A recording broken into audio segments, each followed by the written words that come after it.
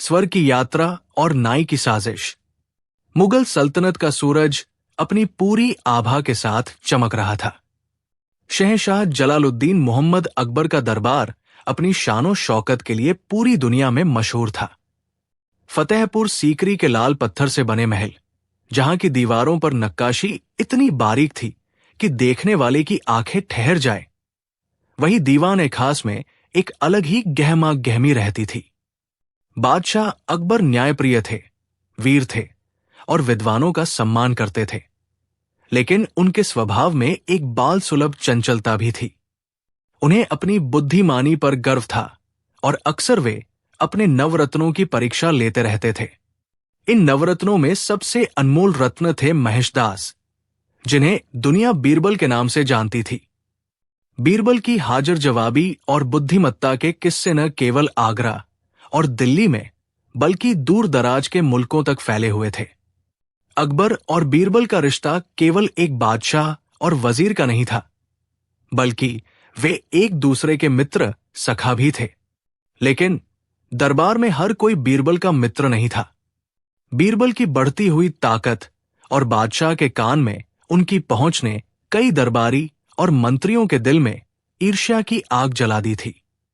वे हमेशा इस ताक में रहते थे कि कब बीरबल से कोई गलती हो या कब बादशाह का मन बीरबल से उचट जाए, ताकि वे बीरबल को नीचा दिखा सकें और अपनी जगह पक्की कर सकें।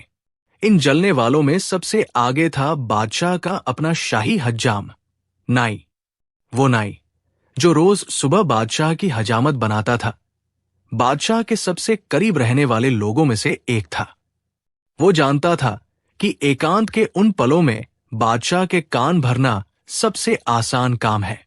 एक दिन जब सुबह की ठंडी हवा चल रही थी और सूरज की पहली किरणें शाही महल के गुंबदों को चूम रही थी, नाई बादशाह की हजामत बना रहा था। बादशाह का मूड अच्छा था। नाई ने सोचा कि यही सही मौका है। उसने बड़ी ही चतुराई से बात शुरू की और कहा, जहां पनाह, पूरी दुनिया आपकी मुट्ठी में है। आपकी तलवार की चमक से दुश्मन थर्राते हैं और आपके न्याय के चर्चे सातों आसमानों तक हैं। आप सचमुच इस धरती पर खुदा का साया है। अकबर अपनी तारीफ सुनकर मुस्कुराए। नाई ने देखा कि उसका तीर निशाने पर लग रहा है, तो उसने बात आगे बढ़ाई। हुजूर, आपके पास सब कुछ है, दौलत है, शोहरत है, वफादार फौज है, लेकिन कल रात मुझे एक सपना आया जिसने मुझे सोचने पर मजबूर कर दिया। अकबर ने आईने में अपनी मूछें संवारते हुए पूछा, कैसा सपना? क्या देखा तुमने? नाई ने चेहरे पर एक झूठी उदासी ओढ़ ली और बोला, जहां पनाह, मैंने सपने में आपके वालिद मरहूम बादशाह हुमायूं को देखा। वे जन्नत के एक खूबसूरत बागीचे में टहल रहे थे। लेकिन क्या? अकबर ने चौंकते हुए पूछा, क्या वे खुश नहीं थे? वे खुश तो लग रहे थे, हुजूर, नाई ने बहुत संभल कर कहा, लेकिन वे थोड़े ऊबे हुए भी लग रहे थे। उन्होंने मुझसे कहा कि जन्नत में सब कुछ है, हूरें हैं, नदियां हैं, सुकून है, लेकिन वहां उनका मन बहलाने वाला कोई नहीं है। कोई ऐसा व्यक्ति नहीं जो उन्हें किस्से कहानियां सुना सके, जो अपनी चतुराई से उन्हें हंसा सके। उन्होंने फरमाया कि उन्हें धरती से किसी ऐसे शख्स की जरूरत है जो बहुत ही चतुर हो और उन्हें वहां जाकर कंपनी दे सके। अकबर अपने पिता से बहुत प्रेम करते थे। ये सुनकर वे भावुक हो गए। उन्होंने पूछा, तो क्या उन्होंने किसी का नाम लिया? नाई ने अपनी चाल चली।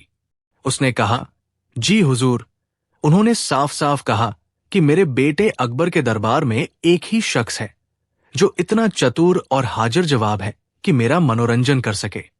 उन्होंने बीरबल का नाम लिया है। उन्होंने कहा कि बीरबल को फौरन मेरे पास जन्नत भेज दिया जाए। ये सुनते ही अकबर सोच में पड़ गए। बीरबल उनका सबसे प्रिय रत्न था, लेकिन पिता की इच्छा, भले ही वो सपने में आई हो, को टालना भी उन्हें गंवारा नहीं था। इसके अलावा अकबर के मन में भी एक शरारत जागी। वो अक्सर बीरबल की बुद्धिमानी की परीक्षा लेते रहते थे। उन्हें लगा कि ये बीरबल की वफादारी और बुद्धिमानी की सबसे बड़ी परीक्षा होगी। क्या बीरबल मौत को सामने देखकर भी कोई रास्ता निकाल पाएगा, या वो बादशाह के हुक्म के आगे घुटने टेक देगा? अकबर ने नाई की बात मान ली और कहा, ठीक है, हम इस पर विचार करेंगे। नाई मन ही मन बहुत खुश हुआ। उसे लगा कि अब बीरबल का अंत निश्चित है। जन्नत जाने का मतलब है मौत, और बीरबल को मारने का इससे बेहतर तरीका कोई नहीं हो सकता था। वो जानता था कि बादशाह अपने पिता की बात कभी नहीं टालेंगे। अगले दिन दरबार सजा। सभी मंत्री, सेनापति और दरबारी अपनी अपनी जगहों पर विराजमान थे। बीरबल भी अपनी जगह पर बैठे थे। बेखबर की उनके खिलाफ क्या खिचड़ी पकाई गई है। बादशाह अकबर तख्त पर बैठे और बहुत गंभीर मुद्रा में बोले, मेरे प्यारे दरबारियों, आज हमारे सामने एक बहुत ही अजीब और भावुक मसला आया है। हमें अपने मरहूम वालिद की बहुत याद आ रही है और हमें पता चला है कि वे जन्नत में थोड़े अकेले महसूस कर रहे हैं। पूरे दरबार में सन्नाटा छा गया। सब बादशाह की ओर देखने लगे। अकबर ने बीरबल की ओर देखा और कहा, बीरबल, तुम हमारे नवरत्नों में सबसे अनमोल हो। तुम्हारी बुद्धिमानी और बातों से हमारा मन हमेशा बहलता है। हमें यकीन है कि तुम हमारे वालिद का मन भी जन्नत में वैसे ही बहला सकोगे। बीरबल को माजरा समझते देर नहीं लगी। वो समझ गए कि ये कोई साधारण बात नहीं है, बल्कि किसी की गहरी साजिश है।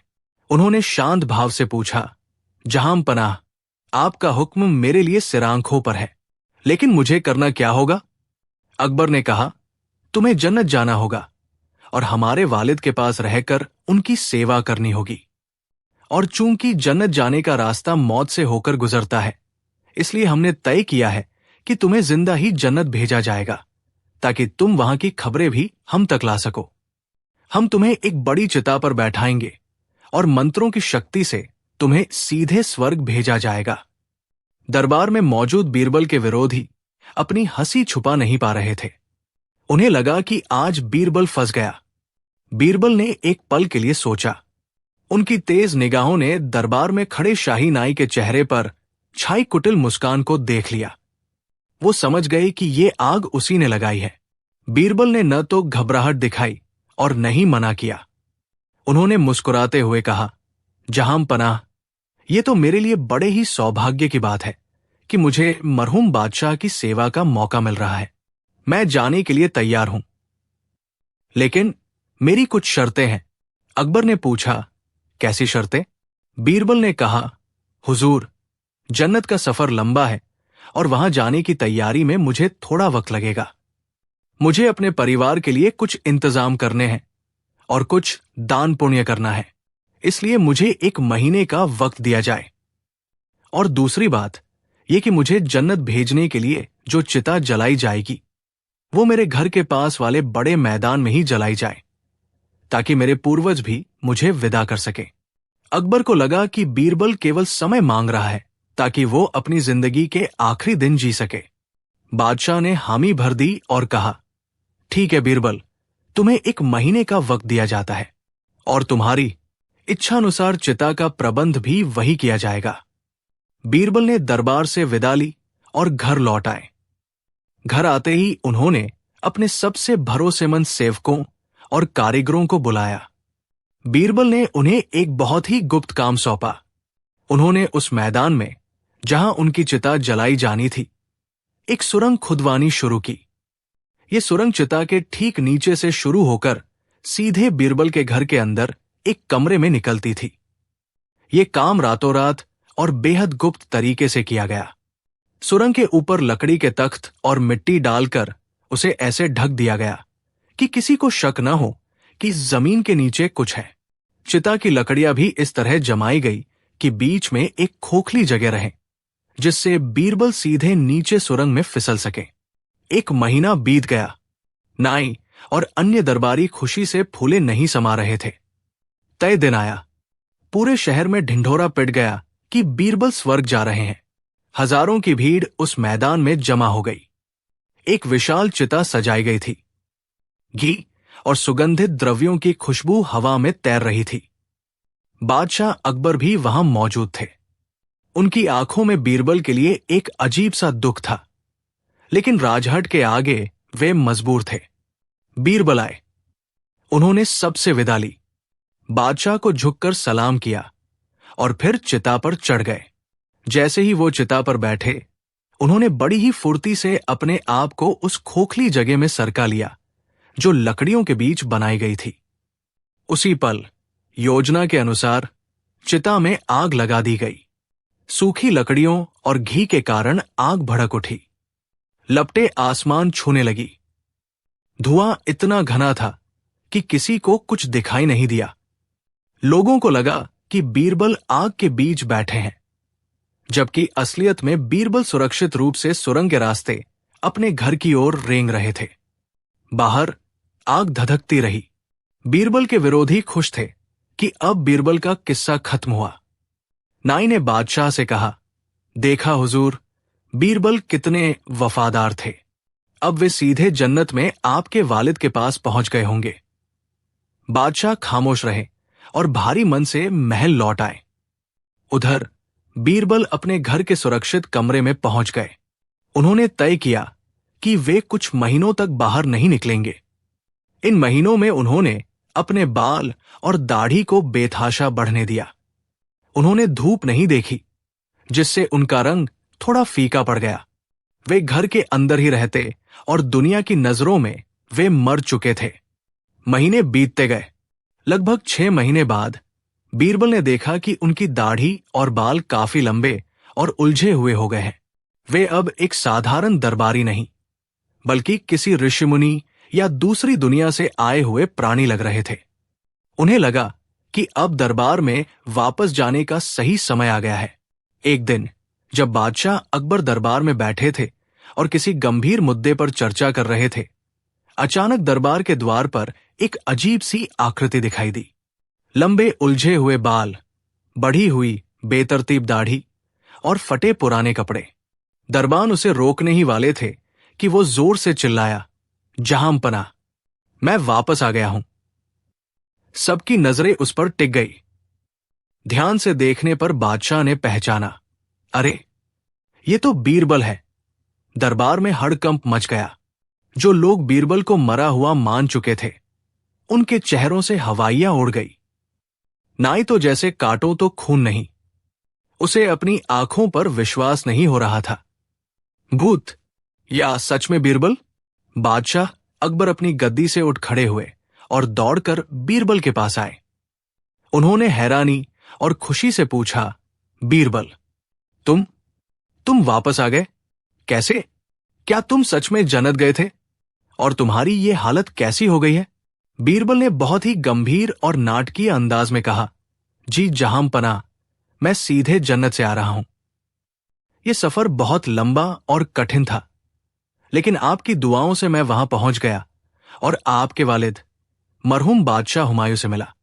अकबर ने उत्सुकता से पूछा, मेरे वालिद कैसे हैं? क्या उन्होंने कोई संदेश भेजा है? क्या वे खुश है? बीरबल ने एक लंबी सांस ली और कहा, जहांपना, वे बहुत खुश है। जन्नत में उन्हें हर तरह का सुख मिल रहा है। मैंने उन्हें आपके किस्से सुनाए, जिनसे उनका बहुत मन बहला। वे आपकी हुकूमत से बहुत प्रसन्न हैं। लेकिन क्या?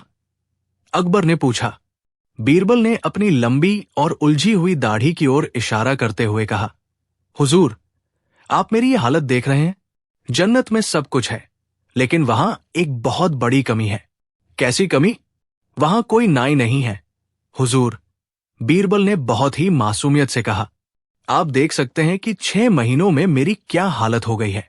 बाल और दाढ़ी बढ़कर जंगल हो गए हैं, और यही हाल आपके वालिद का भी है। उनकी दाढ़ी तो मुझसे भी लंबी हो गई है, इतनी लंबी कि उन्हें चलने फिरने में भी तकलीफ होती है। वे बहुत परेशान हैं। हुरें और परियां भी उनकी बढ़ी हुई दाढ़ी और बालों को देखकर दूर भागती है। उन्हें वहां एक अच्छे और कुशल हज्जाम की सख्त जरूरत है। अकबर ने हैरानी से पूछा, तो क्या उन्होंने कुछ कहा?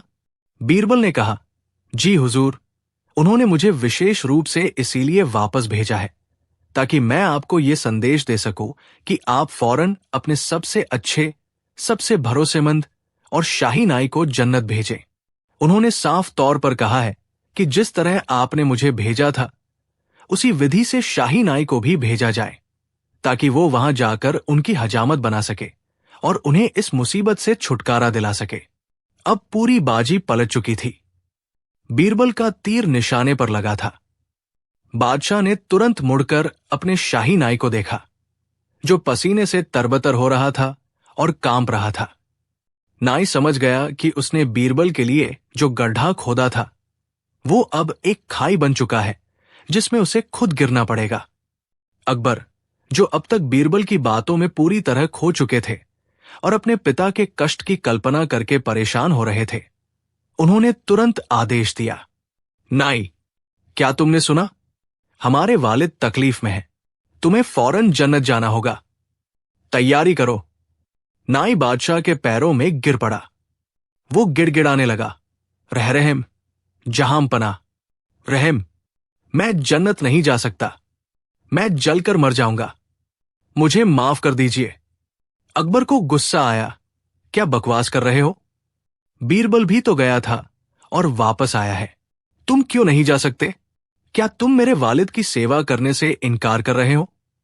नाई रोते हुए बोला, नहीं हुजूर, मैं इनकार नहीं कर रहा, लेकिन डर के मारे उसकी जुबान लड़खड़ाने लगी।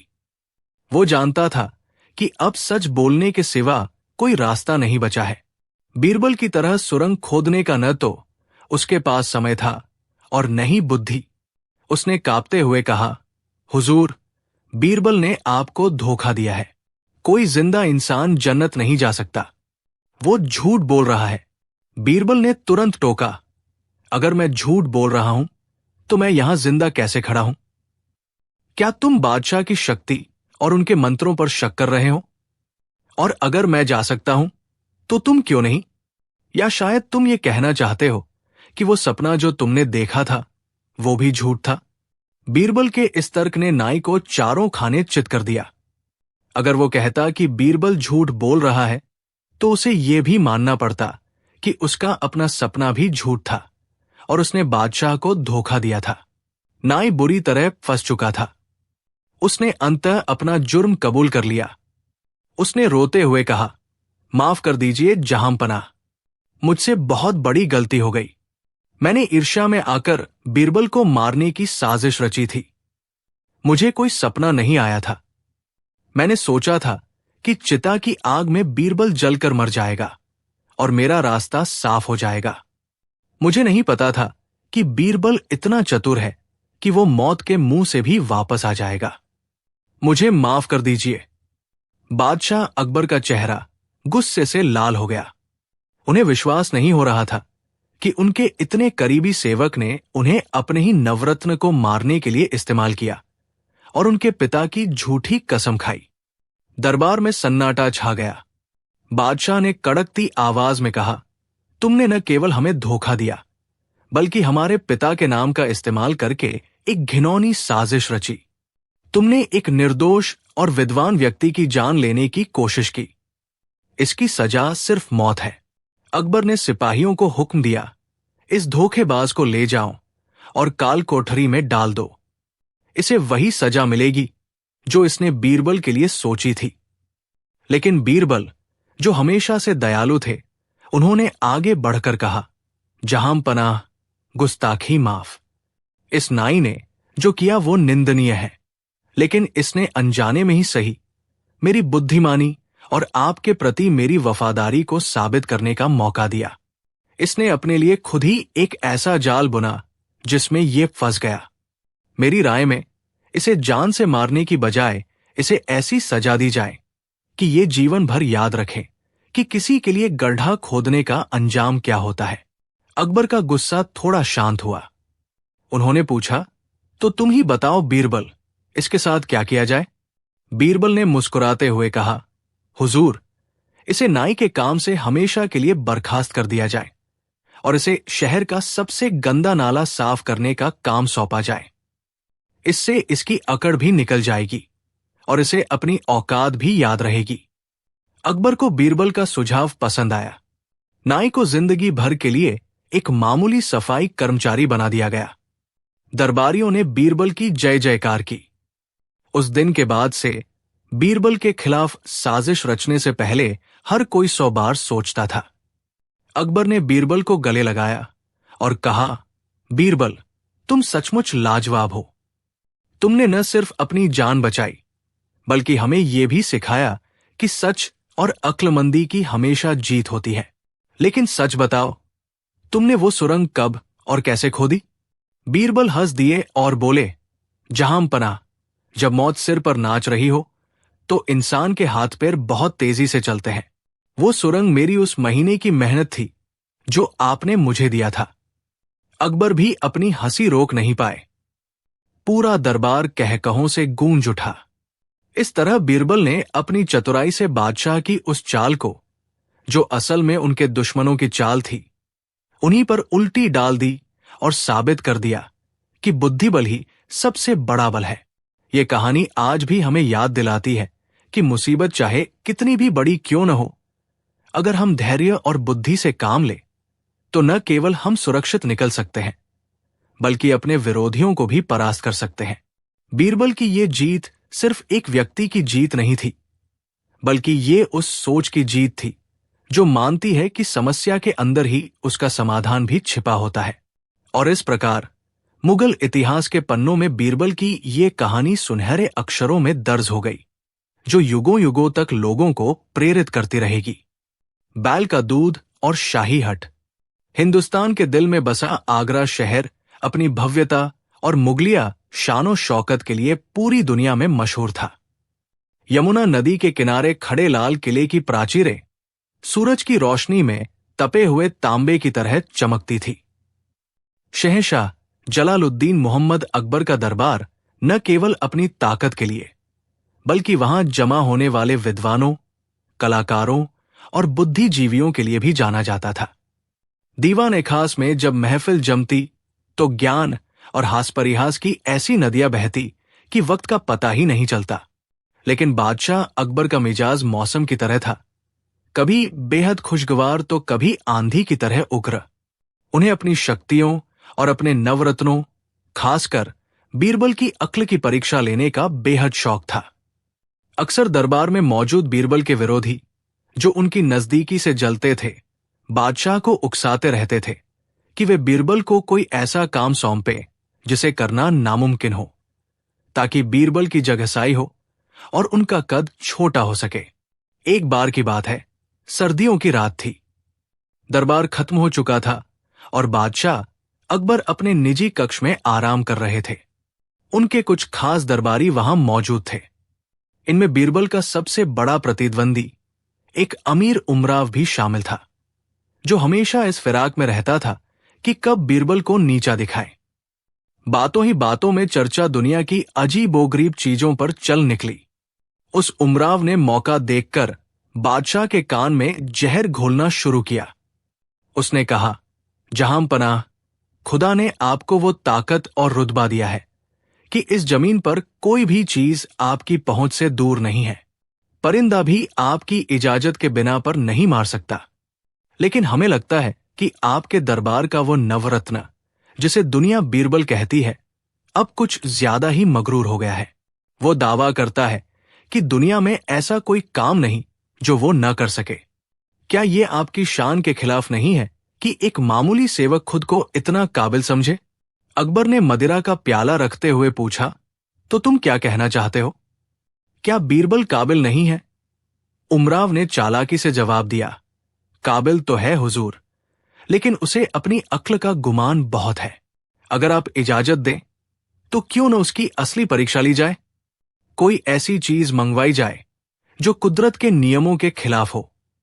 अगर वो ले आया तो हम मान लेंगे कि वो वाकई जादूगर है, और अगर नहीं लाया तो उसका घमंड टूट जाएगा। अकबर को भी ये खेल दिलचस्प लगा। उन्होंने पूछा, भला ऐसी क्या चीज है? उमराव ने शैतानी मुस्कान के साथ कहा, बैल का दूध। हुजूर, आप बीरबल से कहिए कि आपको अपनी सेहत के लिए बैल का दूध चाहिए।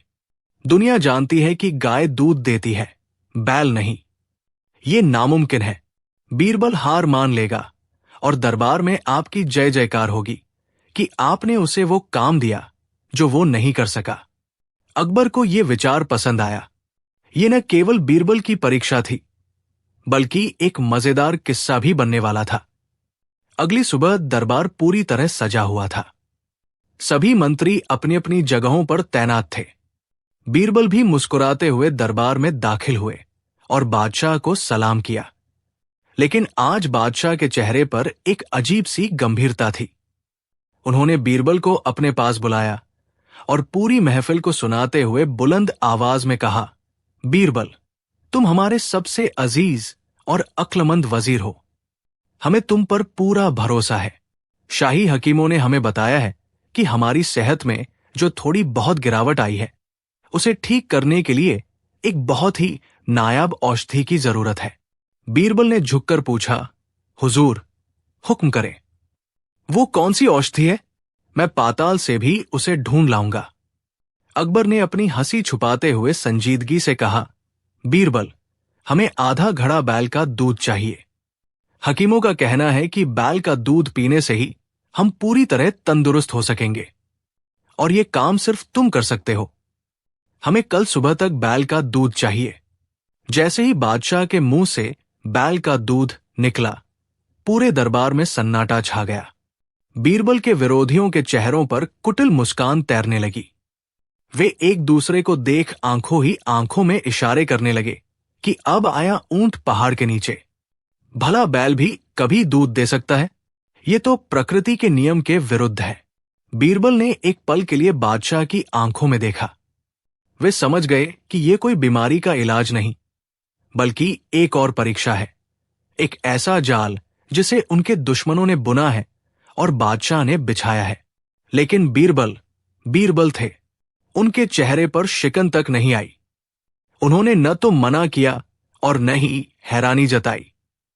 बस मुस्कुराते हुए बोले, जहां पनाह, आपका हुक्म सिर आंखों पर। यह चीज बहुत दुर्लभ है और आसानी से नहीं मिलती, लेकिन अपने बादशाह की खातिर मैं इसे भी हासिल करने की कोशिश करूंगा। बस मुझे थोड़ा वक्त चाहिए इसे ढूंढने के लिए। अकबर ने कहा, ठीक है, हम तुम्हें 1 हफ्ते का वक्त देते हैं, लेकिन याद रहे, अगर 1 हफ्ते में बैल का दूध नहीं मिला तो तुम्हें अपनी वजीरी से हाथ धोना पड़ सकता है। बीरबल दरबार से विदा लेकर घर पहुंचे। वे गहरे सोच में डूबे हुए थे। घर का माहौल हमेशा खुशनुमा रहता था, लेकिन आज बीरबल के चेहरे पर चिंता की लकीरें देखकर उनकी पत्नी और बेटी घबरा गई। बीरबल ने खाना भी नहीं खाया और अपने कक्ष में टहलते रहे। उनकी बेटी, जिसका नाम शांता था और जो बुद्धिमानी में अपने पिता से कम नहीं थी, पिता के पास आई।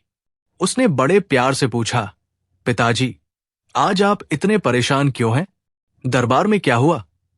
क्या बादशाह ने फिर कोई पहेली पूछ ली है? बीरबल ने गहरी सांस लेते हुए अपनी बेटी को पूरी बात बताई। बेटी, इस बार मामला पहेली का नहीं, असंभव मांग का है। बादशाह ने बैल का दूध मांगा है। अब तुम ही बताओ, जो काम कुदरत ने बैल के लिए बनाया ही नहीं, वो मैं कैसे करूं? अगर मैं मना करता हूं तो बादशाह का अपमान होगा और मेरे विरोधी जीत जाएंगे, और अगर हाँ करता हूं तो बैल का दूध लाऊं कहां से? बीरबल की बेटी शांता ने पूरी बात सुनी और जोर से हंस पड़ी।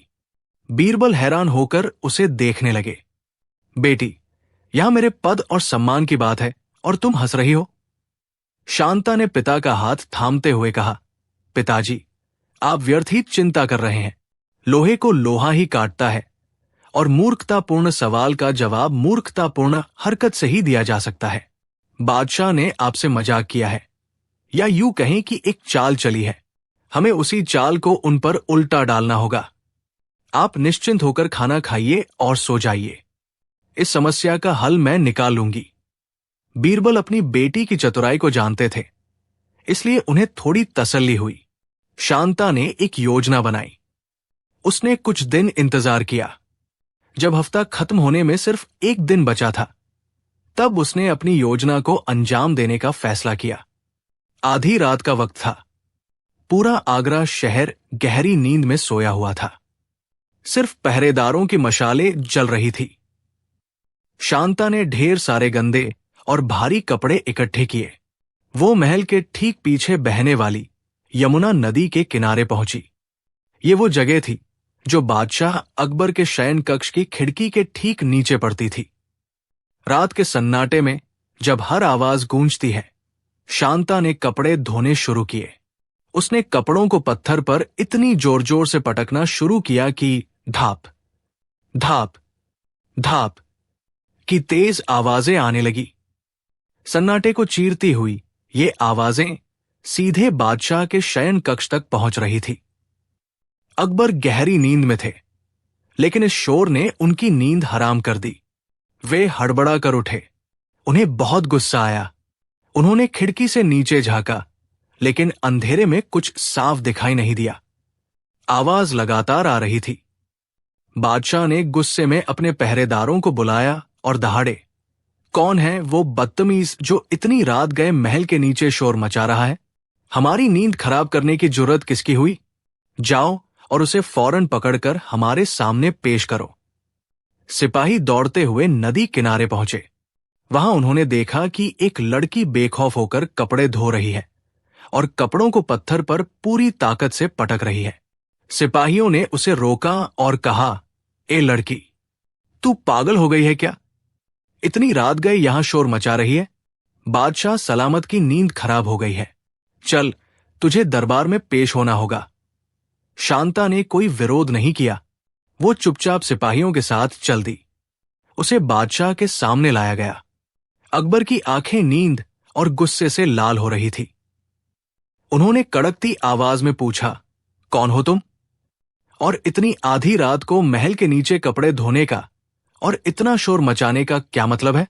क्या तुम्हें पता नहीं कि यह वक्त आराम का है? शांता ने बहुत ही भोलेपन और मासूमियत का नाटक करते हुए सिर झुकाकर कहा, जहां पनाह, गुस्ताखी माफ हो। मैं मजबूर थी। मुझे ये कपड़े अभी धोने ही थे, वरना बहुत बड़ी मुसीबत हो जाती। अकबर ने हैरान होकर पूछा, ऐसी क्या मुसीबत थी कि तुम्हें आधी रात को कपड़े धोने पड़े? शांता ने कहा, हुजूर, दरअसल आज शाम को ही मेरे पिता ने एक बच्चे को जन्म दिया है। घर में और कोई नहीं था और बच्चा बहुत रो रहा था। उसके पास पहनने के लिए साफ कपड़े नहीं थे। अब प्रसव के बाद कपड़े गंदे तो हो ही जाते हैं, इसलिए मुझे फौरन नदी पर आकर पिता और बच्चे के कपड़े धोने पड़े ताकि वे आराम कर सकें। ये सुनते ही अकबर सन्न रह गए। उन्हें लगा कि शायद उन्होंने गलत सुना है या ये लड़की पागल है। उन्होंने फिर पूछा, क्या बक रही हो? तुम्हारे पिता ने बच्चे को जन्म दिया? क्या तुम होश में हो? क्या कभी कोई मर्द बच्चे को जन्म दे सकता है? यह कुदरत के नियम के खिलाफ है। तुम जरूर पागल हो या हमें बेवकूफ बनाने की कोशिश कर रही हो। शांता ने अब अपना सिर उठाया और बादशाह की आंखों में आंखें डालकर बड़े ही आत्मविश्वास से कहा, जहां पनाह, मैं तो बस वही कह रही हूं जो आपके राज्य में हो रहा है। अगर हिंदुस्तान के बादशाह के राज में बैल दूध दे सकता है, तो मेरे पिता बच्चे को जन्म क्यों नहीं दे सकते? जैसे ही शांता ने यह वाक्य पूरा किया, अकबर को बिजली का झटका सा लगा। वे एक पल के लिए स्तब्ध रह गए। उनका गुस्सा काफूर हो गया। वे तुरंत समझ गए कि यह लड़की कोई और नहीं बल्कि बीरबल के परिवार से ही हो सकती है, क्योंकि ऐसी हाजिर जवाबी और ऐसी काट सिर्फ बीरबल के खून में ही हो सकती है। यह जवाब इतना सटीक और करारा था कि अकबर के पास कहने के लिए कुछ नहीं बचा था। उन्हें अपनी गलती और अपनी मांग की बेतुकी प्रकृति का एहसास हो गया। बादशाह के चेहरे पर धीरे धीरे मुस्कान फैलने लगी और फिर वो ठहाका मारकर हंस पड़े। उन्होंने शांता से पूछा, तुम बीरबल की बेटी हो, है ना? शांता ने झुककर कहा, जी जहां पनाह।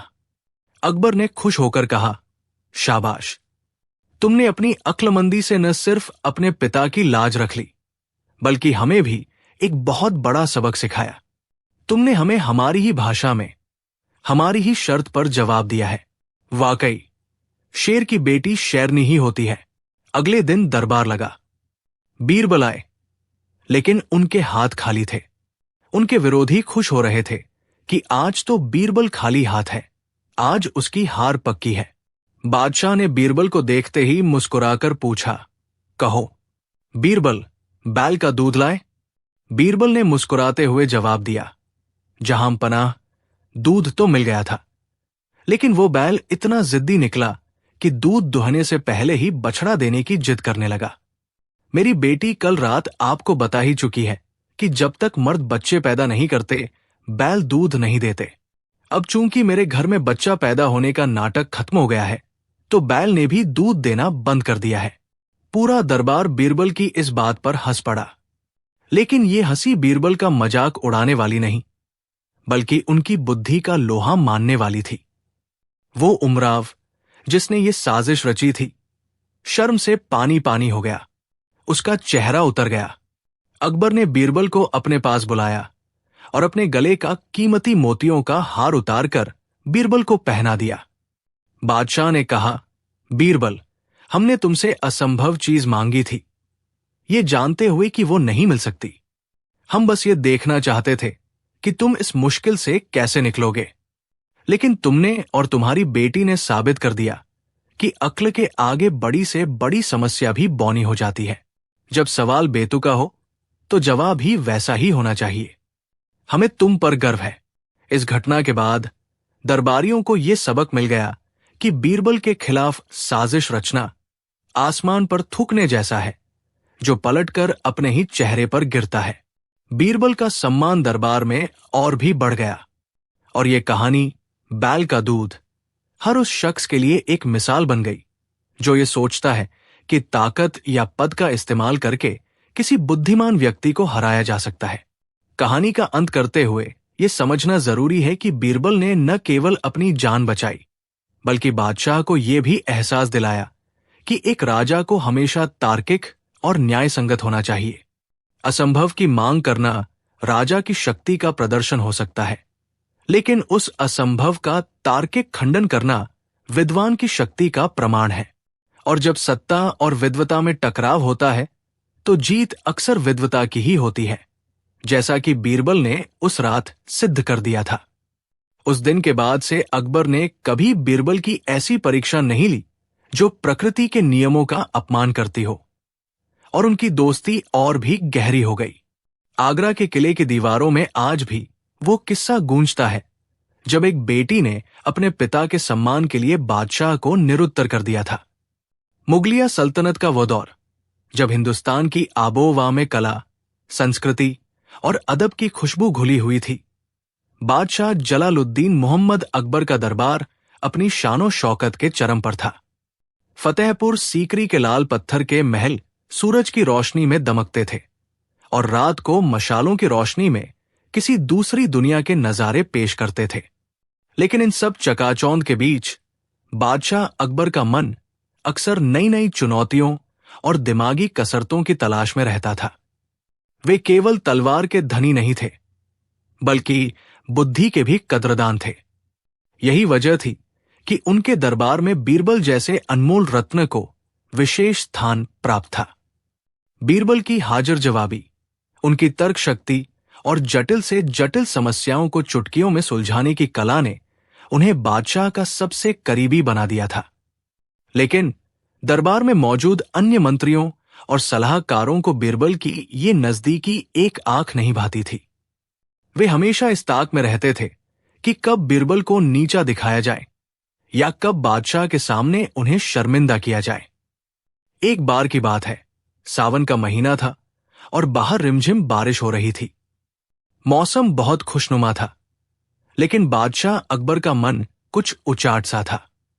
दरबार लगा हुआ था, संगीतकार तान छेड़े हुए थे, नर्तकियां थिरक रही थी, लेकिन बादशाह के चेहरे पर वो चिरपरिचित मुस्कान नहीं थी। उन्हें सब कुछ फीका लग रहा था। दरबारियों ने बादशाह का मूड भांप लिया और धीरे धीरे संगीत बंद हो गया। सन्नाटा छा गया। तभी अकबर ने अपनी मसंद पर पहलू बदलते हुए एक गहरी सांस ली और कहा, हमें ये सब अब एक जैसा लगने लगा है। रोज वही राग, वही बातें, वही चेहरे। हमें कुछ नया चाहिए, कुछ ऐसा जो हमारी रूह को झकझोर दे या हमारी इच्छा शक्ति की परीक्षा ले। पास खड़े मुल्ला दोप्याजा, जो बीरबल के धूर विरोधी थे, ने मौका ताड़ा। उन्होंने आगे बढ़कर झुकते हुए सलाम किया और बोले, जहां पनाह, आपकी इच्छा शक्ति तो लोहे की तरह मजबूत है। पूरी दुनिया जानती है कि जब आप कोई फैसला कर लेते हैं तो उसे बदलना नामुमकिन है। लेकिन वो रुक गए। अकबर ने भ्रिकुटी तानते हुए पूछा, लेकिन क्या मुल्ला जी? अपनी बात पूरी करें। मुल्ला दुप्याजा ने एक चोर नजर बीरबल पर डाली और कहा, लेकिन हुजूर, कुछ लोग, इशारा बीरबल की तरफ था, ये मानते हैं कि वे अपनी बातों के जादू से किसी को भी हंसा सकते हैं, चाहे वो व्यक्ति कितना भी गंभीर क्यों न हो। वे समझते हैं कि उनकी चतुराई के आगे किसी का संयम नहीं टिक सकता। अकबर समझ गए कि मुल्ला जी क्या खेल खेल रहे हैं। बादशाह के मन में भी एक कौतूहल जागा। उन्हें अपनी आत्मनियंत्रण शक्ति पर बहुत गर्व था। उन्होंने सोचा कि क्यों न आज अपनी गंभीरता और बीरबल की वाक्पटुता के बीच एक मुकाबला हो जाए। अकबर सीधे होकर बैठ गए और बीरबल की ओर देखते हुए बुलंद आवाज में बोले, बीरबल, क्या तुम्हें वाकई लगता है कि तुम हमें हर हाल में हंसा सकते हो? बीरबल अपनी जगह से उठे, अदब से सलाम किया और मुस्कुराते हुए बोले, जहां पनाह, हंसी तो कुदरत का दिया हुआ एक नायाब तोहफा है। ये तो फूल की खुशबू की तरह है, जब हवा चलती है तो खुद ब खुद फैल जाती है। मैं तो बस उस हवा का एक झोंका बनने की कोशिश करता हूं। अकबर ने सिर हिलाया और कहा, बातों में तुम माहिर हो बीरबल, लेकिन आज बातों से काम नहीं चलेगा। आज हम तुम्हारे सामने एक चुनौती रखते हैं, एक ऐसी शर्त जो शायद तुम कभी न जीत पाओ। पूरे दरबार में उत्सुकता की लहर दौड़ गई। सब बादशाह की अगली बात सुनने के लिए कान लगाकर बैठ गए। अकबर ने घोषणा की, कल का दरबार गंभीरता का दरबार होगा। सूर्योदय से लेकर सूर्यास्त तक हम अपने चेहरे पर एक शिकन भी नहीं लाएंगे। मुस्कुराहट तो दूर की बात है। चाहे तुम कुछ भी करो, नाचो, गाओ, किस्से सुनाओ या जमीन पर लोटपोट हो जाओ, अगर तुम हमें सूर्यास्त से पहले हंसाने में कामयाब हो गए तो हम मान लेंगे कि तुम वाकई अक्लमंद हो और तुम्हें मुहमांगा इनाम देंगे। लेकिन अगर तुम हार गए, यानी हम सूर्यास्त तक गंभीर रहे, तो तुम्हें अपना मंत्री पद छोड़ना होगा और 1 महीने के लिए अस्तबल में घोड़ों की लीद साफ करनी होगी। मंजूर है? दरबारियों के चेहरों पर चमक आ गई। अस्तबल में काम करना, यह बीरबल के लिए बहुत बड़ा अपमान होगा। सबको यकीन था कि बादशाह अगर ठान ले तो दुनिया की कोई ताकत उन्हें हंसा नहीं सकती। बादशाह तो पत्थर की मूरत बन सकते थे। बीरबल के लिए यह राह आसान नहीं थी। लेकिन बीरबल ने रत्ती भर भी घबराहट नहीं दिखाई। उन्होंने शांत भाव से कहा, जहां पनाह की चुनौती स्वीकार करना मेरे लिए सौभाग्य की बात है। जो हंसेगा वो हारेगा, या यूं कहें कि जो नहीं हंसेगा वो जीतेगा। कल का दिन यादगार होगा। अगली सुबह दरबार का नजारा ही कुछ और था। बादशाह अकबर अपने तख्त पर ऐसे बैठे थे जैसे संगमरमर की कोई मूर्ति हो। उनका चेहरा सपाट था, आंखों में एक कठोरता थी और होंठ एक दूसरे से कसकर चिपके हुए थे। उन्होंने अपने मन में पक्का इरादा कर लिया था कि चाहे आसमान टूट पड़े, वे आज नहीं हंसेंगे। दरबारियों को भी सख्त हिदायत थी कि कोई भी फालतू बात न करे। माहौल ऐसा था जैसे किसी मातम में बैठे हों। हवा भी शायद दरी समी चल रही थी। बीरबल के विरोधी मुल्ला दुप्याजा और अन्य दरबारी अपनी हंसी दबाए हुए थे, ये सोचकर कि आज बीरबल की शामत आने वाली है। समय बीतता गया। एक पहर बीता, दूसरा पहर शुरू हुआ। बीरबल दरबार में नदारद थे। बादशाह बार बार दरवाजे की ओर देख रहे थे, लेकिन चेहरे पर वही गंभीरता कायम थी। दोपहर होने को आई, तब जाकर दरबार के मुख्य द्वार पर हलचल हुई। दरबान ने ऐलान किया, बीरबल तशरीफ ला रहे हैं। सबकी नजरें दरवाजे पर टिक गई। लेकिन बीरबल अकेले नहीं थे। उनके साथ एक अजीब सा प्राणी था। ध्यान से देखने पर पता चला कि वो एक गधा था, लेकिन कोई साधारण गधा नहीं। उस गधे को मखमल का शाही चोगा पहनाया गया था। सिर पर एक पगड़ी बांधी गई थी। गले में मोतियों की माला थी और पैरों में सोने के कड़े पहने हुए थे। गधे की ये वेशभूषा देखकर दरबारियों के पेट में हंसी के बुलबुले उठने लगे, लेकिन बादशाह के डर से किसी ने मुंह नहीं खोला। सब अपनी हंसी को खांसी या छींक में बदलने की कोशिश करने लगे। अकबर ने उस सजे धजे गधे को देखा। एक पल के लिए उनकी आंखों में चमक आई, लेकिन उन्होंने तुरंत खुद पर काबू पा लिया और पत्थर की तरह बैठे रहे। बीरबल ने बड़े ही आदर के साथ गधे की लगाम पकड़ी हुई थी और उसे तख्त के ठीक सामने ले आए। गधा दरबार की भीड़ और रोशनी देखकर थोड़ा घबराया और जोर से रेंका, ढेंचू ढेंचू। बीरबल ने तुरंत गधे के कान में कुछ फुसफुसाया और फिर गधे के सामने हाथ जोड़कर खड़े हो गए, जैसे किसी पीर फकीर के सामने खड़े हों। फिर बीरबल बादशाह की तरफ मुड़े और बेहद गंभीर आवाज में बोले, जहां पनाह, गुस्ताखी माफ हो। मेरे आने में जो देरी हुई उसकी वजह ये सुल्तान एक गर्दब है।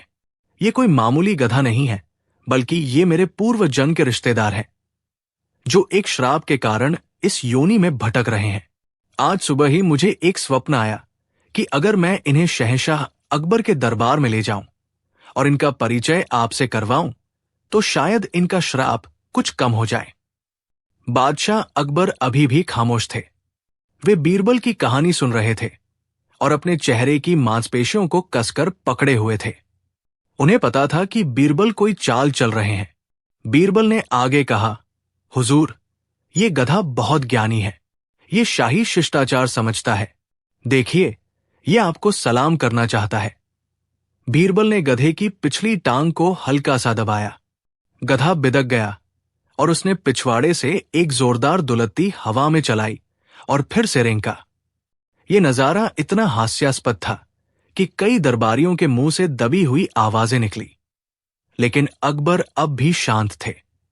उन्होंने अपनी मुट्ठी भींच ली ताकि हंसी बाहर न आए। बीरबल ने बिल्कुल भी हार नहीं मानी। उन्होंने गधे के मुंह के पास अपना कान ले जाकर ऐसे अभिनय किया जैसे वो गधे की बात सुन रहे हों।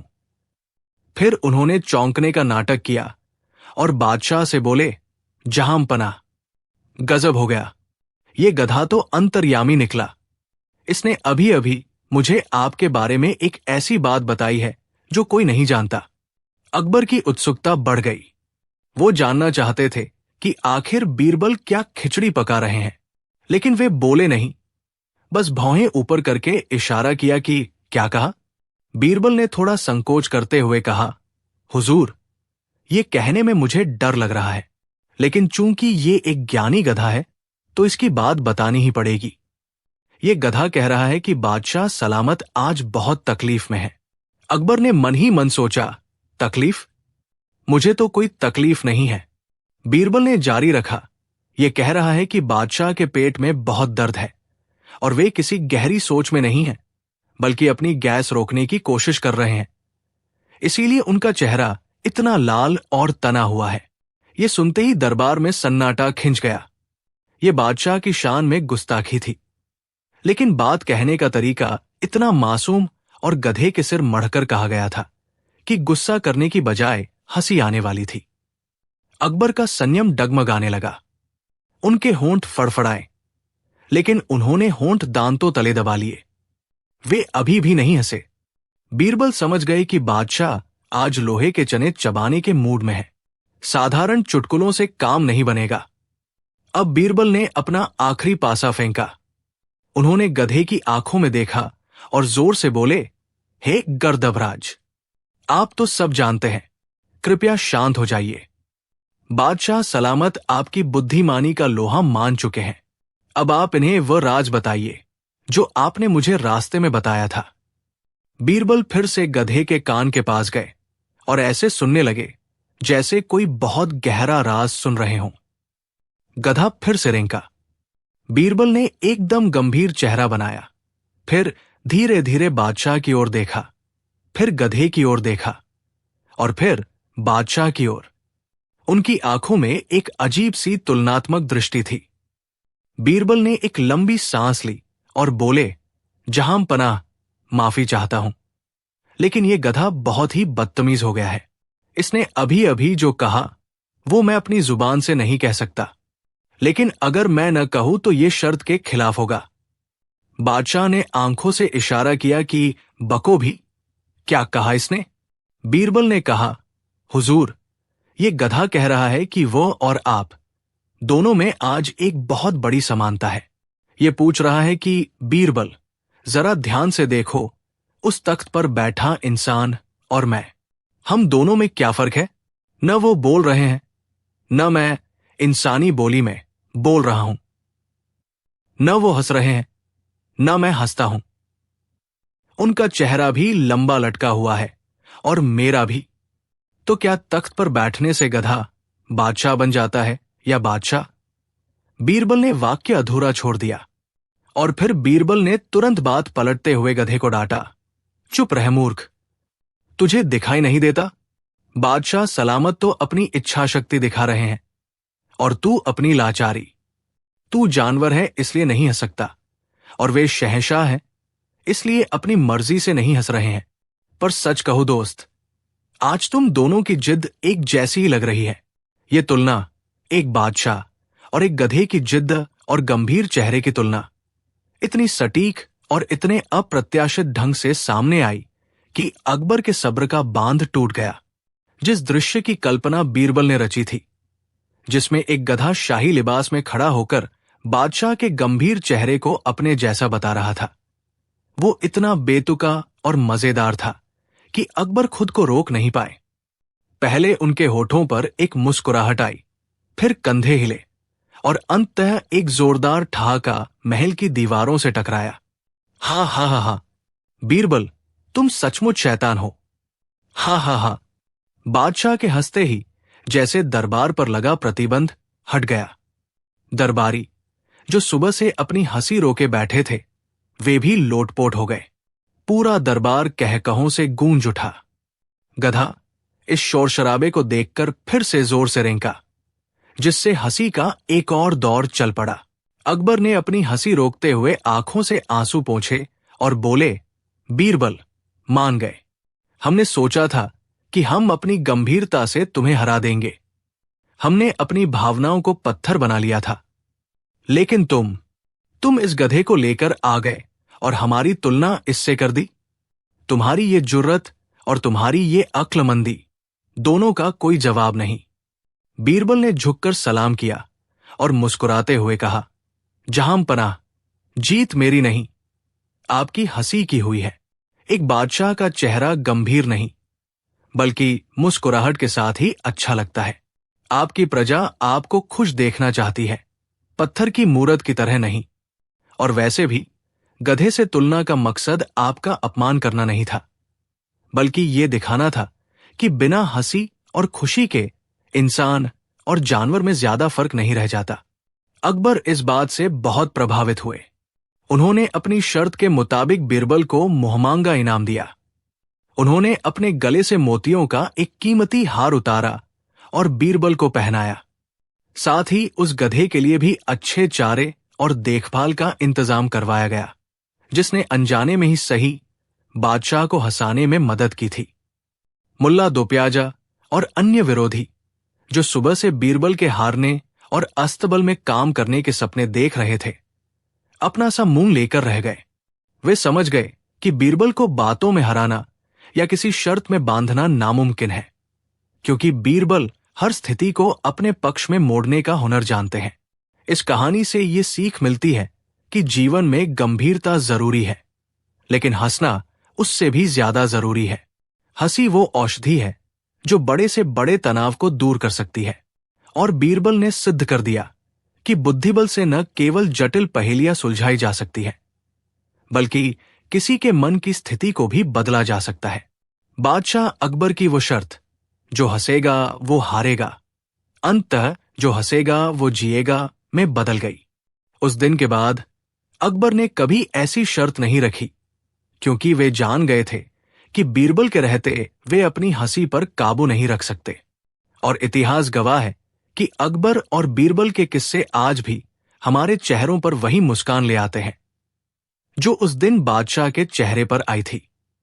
मुगल सल्तनत की राजधानी आगरा, जो दिन के समय अपनी चहल पहल, व्यापार और दरबार की गहमा गहमी के लिए जानी जाती थी, रात के समय एक अलग ही दुनिया में तब्दील हो जाती थी।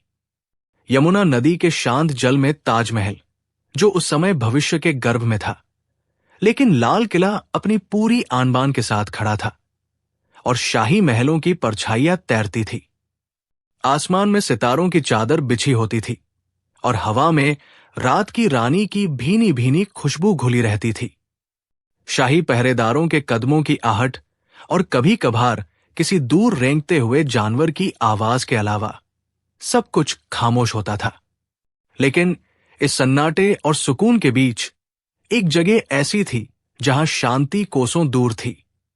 वो जगह थी शहंशाह जलालुद्दीन मोहम्मद अकबर का शयन कक्ष। रेशमी पर्दों, मखमली बिस्तरों और गुलाब जल की सुगंध से सराबोर उस कमरे में हिंदुस्तान का बादशाह करवटें बदल रहा था। नींद उनकी आंखों से कोसों दूर थी। ऐसा नहीं था कि कोई दुश्मन सरहद पर खड़ा था या खजाने में कोई कमी आ गई थी। शारीरिक रूप से वे स्वस्थ थे, लेकिन मानसिक रूप से एक प्रश्न, एक उलझन उन्हें अंदर ही अंदर खाई जा रही थी। ये उलझन इतनी गहरी थी कि उसने दुनिया के सबसे ताकतवर बादशाह की रातों की नींद हराम कर दी थी। अकबर अक्सर जीवन, मृत्यु, ईश्वर और सत्ता के बारे में चिंतन किया करते थे। उस रात भी जब वे अपने बिस्तर पर लेटे हुए छत पर बनी नक्काशी को घूर रहे थे, उनके मन में एक अहंकार और एक जिज्ञासा का अजीब मिश्रण पैदा हुआ। उन्होंने सोचा, मैं हिंदुस्तान का मालिक हूं। मेरे एक इशारे पर लाखों तलवारें उठ सकती हैं। मेरे हुक्म से शहर बसते और उजड़ते हैं। लोग मुझे जिलेलाही यानी खुदा की परछाई कहते हैं, लेकिन खुदा वो क्या करता है? आखिर ईश्वर का असली काम क्या है? वो कहाँ रहता है और उसे देखा कैसे जा सकता है? ये प्रश्न सुनने में साधारण लग सकते हैं, लेकिन उस रात इन सवालों ने अकबर के दिमाग में एक बवंडर खड़ा कर दिया था। उन्हें लगा कि अगर वे इन सवालों का जवाब नहीं जान पाए तो उनकी सारी सत्ता और ज्ञान व्यर्थ है। बेचैनी इतनी बढ़ी कि बादशाह बिस्तर से उठ खड़े हुए। उन्होंने अपने अंगरक्षकों को आवाज दी, कोई है? आवाज सुनते ही पहरेदार दौड़े चले आए। जी हुजूर, क्या हुक्म है? बादशाह ने तमतमाते हुए कहा, हमें नींद नहीं आ रही है। हमारे दिमाग में कुछ सवाल हैं जो हमें सोने नहीं दे रहे। फौरन दरबार लगाया जाए। और बीरबल को, हां, बीरबल को खास तौर पर बुलाया जाए। उससे कहो कि बादशाह सलामत एक बहुत बड़ी मुसीबत में है और उसे अभी इसी वक्त आना होगा। आधी रात को दरबार लगने का हुक्म सुनकर महल में हड़कंप मच गया। वजीर, सेनापति और दरबारी, जो अपनी नींद में खोए हुए थे, हड़बड़ाकर उठे। किसी को लगा कि कोई हमला हुआ है, तो किसी को लगा कि बादशाह की तबीयत खराब है। बीरबल, जो अपने घर पर गहरी नींद में सो रहे थे, को जब शाही संदेशवाहक ने जगाया तो वे भी चौंक गए। इतनी रात को बुलावा, जरूर कोई गंभीर बात है, बीरबल ने सोचा और जल्दी जल्दी तैयार होकर महल की ओर चल दिए। थोड़ी ही देर में दीवान खास रोशन हो गया। मशालें जला दी गई। बादशाह अकबर अपने तख्त पर बैठे थे, लेकिन उनकी आंखों में नींद नहीं, बल्कि एक अजीब सी आग थी। उनके चेहरे पर गंभीरता थी। दरबारी अपनी जगहों पर ऊँघते हुए डरे सहमे खड़े थे। बीरबल ने दरबार में प्रवेश किया, झुककर सलाम किया और देखा कि बादशाह का मूड ठीक नहीं है। उन्होंने बहुत ही संयम से पूछा, जहां पनाह, इतनी रात गए इस खाकसार को याद किया? क्या कोई संकट आ पड़ा है सल्तनत पर? अकबर ने बीरबल को घूर कर देखा और कहा, बीरबल, संकट सल्तनत पर नहीं, हमारे सुकून पर आया है। हम पिछले कई घंटों से बिस्तर पर करवटें बदल रहे हैं। एक सवाल नहीं, 3 सवाल हमारे दिमाग को दीमक की तरह चाट रहे हैं और हमें यकीन है कि तुम्हारी अक्ल के पास ही इनका इलाज होगा। अगर आज रात हमें इन सवालों के जवाब नहीं मिले तो न हम सोएंगे और न ही इस दरबार का कोई भी शख्स सो पाएगा। बीरबल ने हाथ जोड़कर कहा, हुक्म करे हुजूर। वे कौन से सवाल हैं जिन्होंने शहंशाह की नींद उड़ा दी है? अकबर अपनी गद्दी से उठे और टहलते हुए बोले, बीरबल, पूरी दुनिया मानती है कि ईश्वर है। हम भी मानते हैं, लेकिन हमारे मन में ये शंका है कि आखिर उस ईश्वर का पता ठिकाना क्या है और उसका काम क्या है। हमारे 3 सवाल ये हैं। पहला, ईश्वर कहाँ रहता है? दूसरा, ईश्वर को कैसे देखा जा सकता है? और तीसरा, ईश्वर करता क्या है? दरबार में सन्नाटा छा गया। ये सवाल आध्यात्मिक थे, दार्शनिक थे और बहुत गहरे थे। वहां मौजूद मुल्लाओं और पंडितों ने एक दूसरे की तरफ देखा। वे जानते थे कि किताबों में इनके जवाब हैं, लेकिन बादशाह को संतुष्ट करना आसान नहीं था। अगर जवाब पसंद नहीं आया तो सजा भी मिल सकती थी। बीरबल के विरोधी मन ही मन खुश हुए। उन्हें लगा कि आज बीरबल फंस गया। कहाँ रहता है और क्या करता है का जवाब देना आसान नहीं है, खासकर तब जब बादशाह का मूड खराब हो। अकबर ने अपनी हंसी रोकते हुए आंखों से आंसू पोंछे और बोले, बीरबल, मान गए। हमने सोचा था कि हम अपनी गंभीरता से तुम्हें हरा देंगे। हमने अपनी भावनाओं को पत्थर बना लिया था, लेकिन तुम इस गधे को लेकर आ गए और हमारी तुलना इससे कर दी। तुम्हारी ये जुर्रत और तुम्हारी ये अक्लमंदी, दोनों का कोई जवाब नहीं। बीरबल ने झुककर सलाम किया और मुस्कुराते हुए कहा, जहां पनाह, जीत मेरी नहीं, आपकी हंसी की हुई है।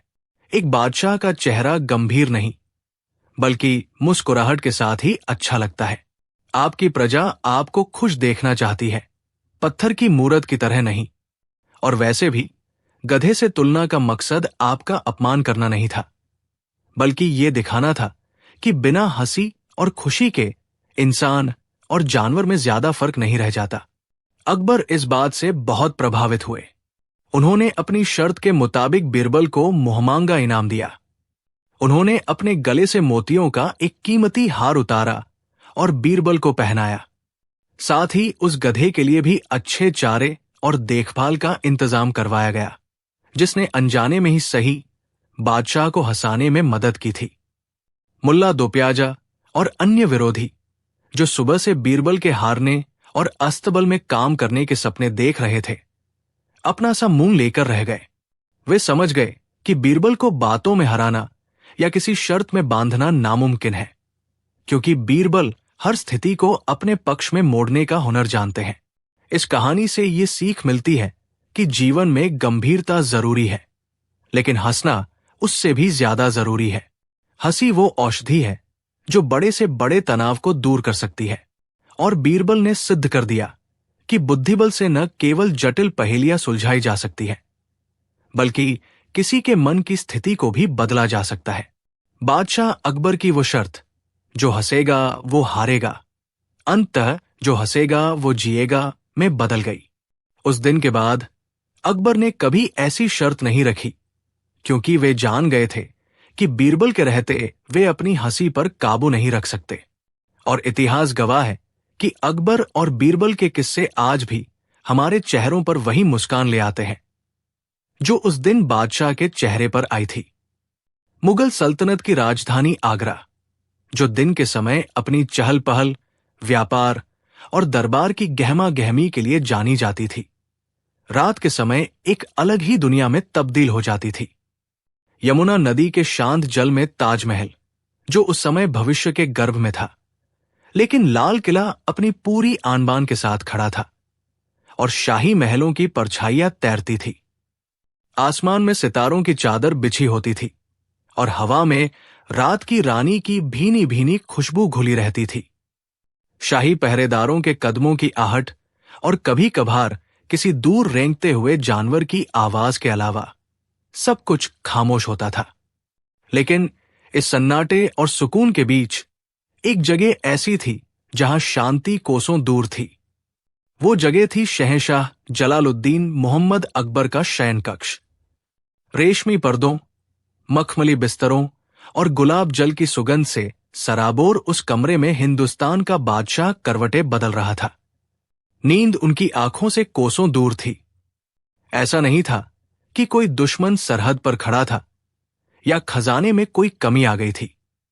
शारीरिक रूप से वे स्वस्थ थे, लेकिन मानसिक रूप से एक प्रश्न, एक उलझन उन्हें अंदर ही अंदर खाई जा रही थी।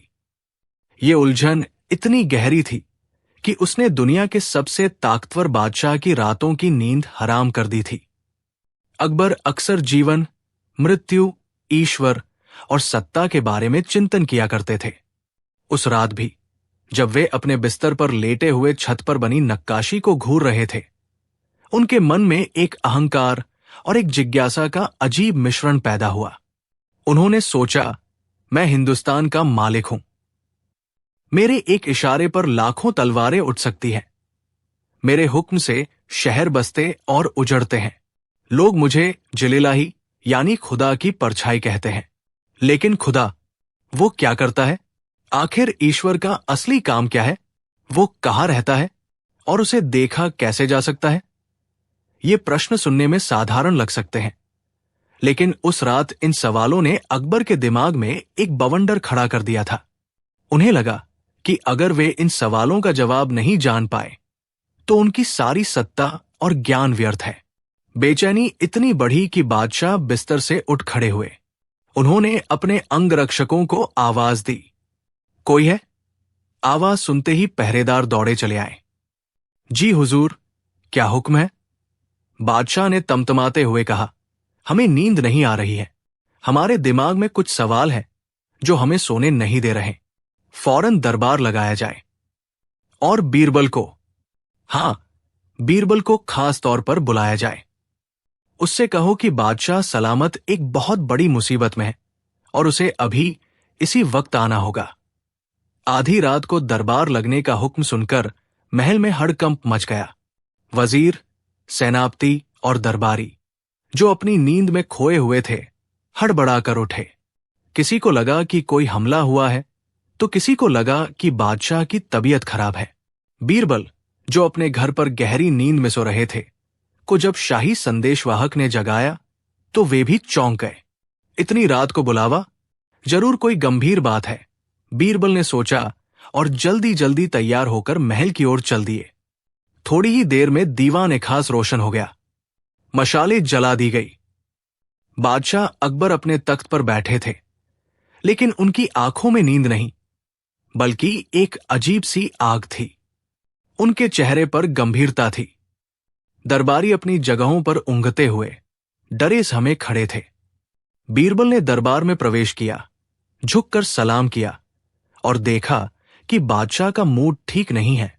उन्होंने बहुत ही संयम से पूछा, जहां पनाह, इतनी रात गए इस खाकसार को याद किया? क्या कोई संकट आ पड़ा है सल्तनत पर? अकबर ने बीरबल को घूर कर देखा और कहा, बीरबल, संकट सल्तनत पर नहीं, हमारे सुकून पर आया है। हम पिछले कई घंटों से बिस्तर पर करवटें बदल रहे हैं। एक सवाल नहीं, 3 सवाल हमारे दिमाग को दीमक की तरह चाट रहे हैं और हमें यकीन है कि तुम्हारी अक्ल के पास ही इनका इलाज होगा। अगर आज रात हमें इन सवालों के जवाब नहीं मिले तो न हम सोएंगे और न ही इस दरबार का कोई भी शख्स सो पाएगा। बीरबल ने हाथ जोड़कर कहा, हुक्म करे हुजूर। वे कौन से सवाल हैं जिन्होंने शहंशाह की नींद उड़ा दी है? अकबर अपनी गद्दी से उठे और टहलते हुए बोले, बीरबल, पूरी दुनिया मानती है कि ईश्वर है। हम भी मानते हैं, लेकिन हमारे मन में ये शंका है कि आखिर उस ईश्वर का पता ठिकाना क्या है और उसका काम क्या है। हमारे 3 सवाल ये हैं। पहला, ईश्वर कहाँ रहता है? दूसरा, ईश्वर को कैसे देखा जा सकता है? और तीसरा, ईश्वर करता क्या है? दरबार में सन्नाटा छा गया। ये सवाल आध्यात्मिक थे, दार्शनिक थे और बहुत गहरे थे।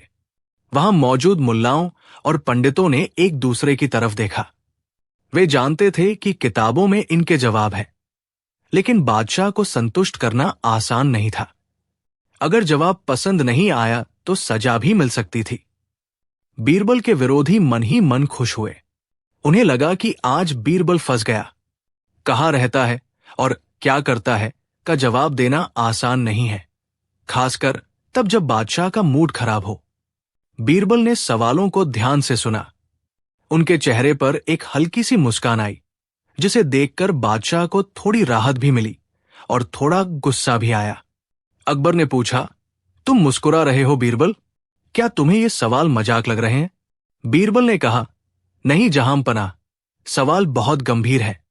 मैं तो इसलिए मुस्कुराया क्योंकि दुनिया का सबसे ताकतवर बादशाह आज एक बच्चे की तरह जिज्ञासा से भरा हुआ है।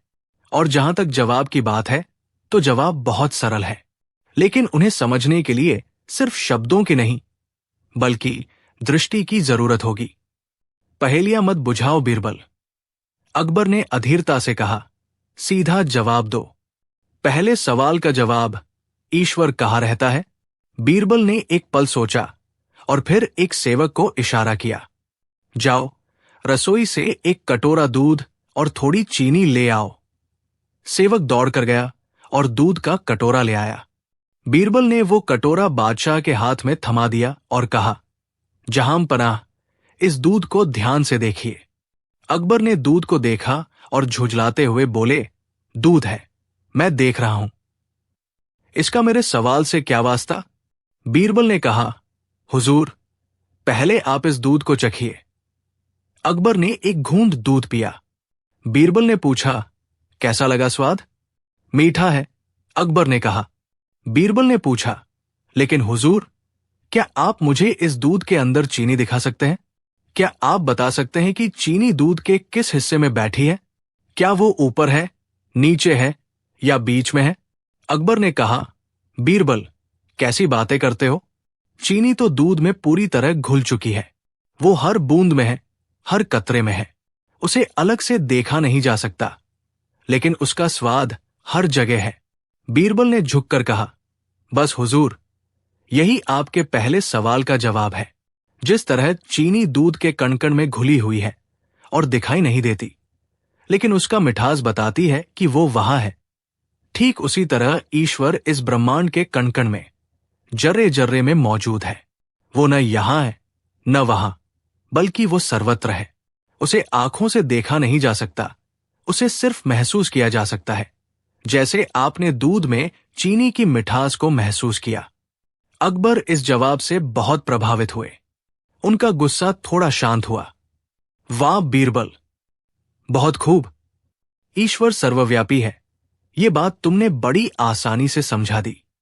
लेकिन अकबर फिर गंभीर हो गए, मेरा दूसरा सवाल अभी बाकी है। अगर वो हर जगह है तो उसे देखा कैसे जाए? उसे पाने का, उससे मिलने का तरीका क्या है? दूध में चीनी है, ये पता है, लेकिन अगर मुझे वो चीनी वापस चाहिए तो मैं क्या करूं? बीरबल ने कहा, इसका जवाब ही इसी तरह की एक प्रक्रिया में छिपा है, जहां पनाह। इसके लिए मुझे थोड़ा दही चाहिए होगा। बादशाह के इशारे पर दही मंगाया गया। बीरबल ने वो दही का बर्तन बादशाह के सामने रखा और कहा, जहां पनाह, इस दही में क्या छिपा है? अकबर ने कहा, दही में मक्खन होता है, ये तो हर कोई जानता है।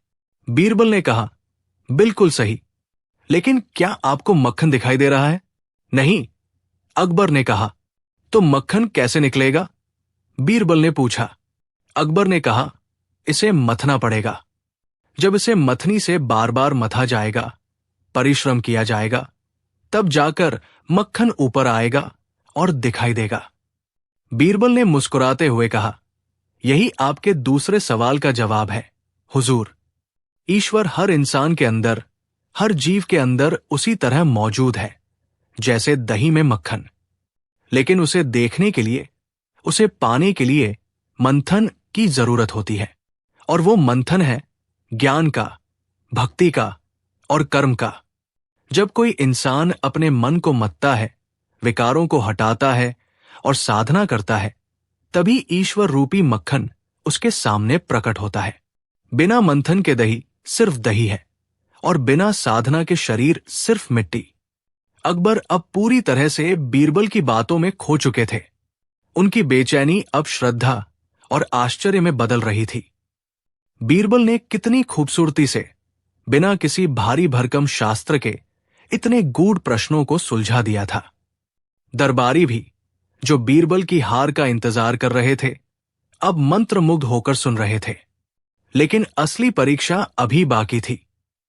तीसरा सवाल सबसे कठिन था। अकबर ने बीरबल की आंखों में देखा और कहा, बीरबल, तुम्हारे पहले 2 जवाबों ने मेरे दिल को सुकून दिया है। तुम वाकई बेमिसाल हो। लेकिन अब तीसरा और सबसे अहम सवाल। ईश्वर करता क्या है? अगर वो हर जगह है और साधना से मिलता है तो वो करता क्या है? उसका काम क्या है?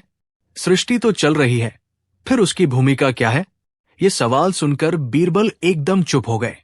उन्होंने अपनी नजरें झुका ली और गंभीर हो गए।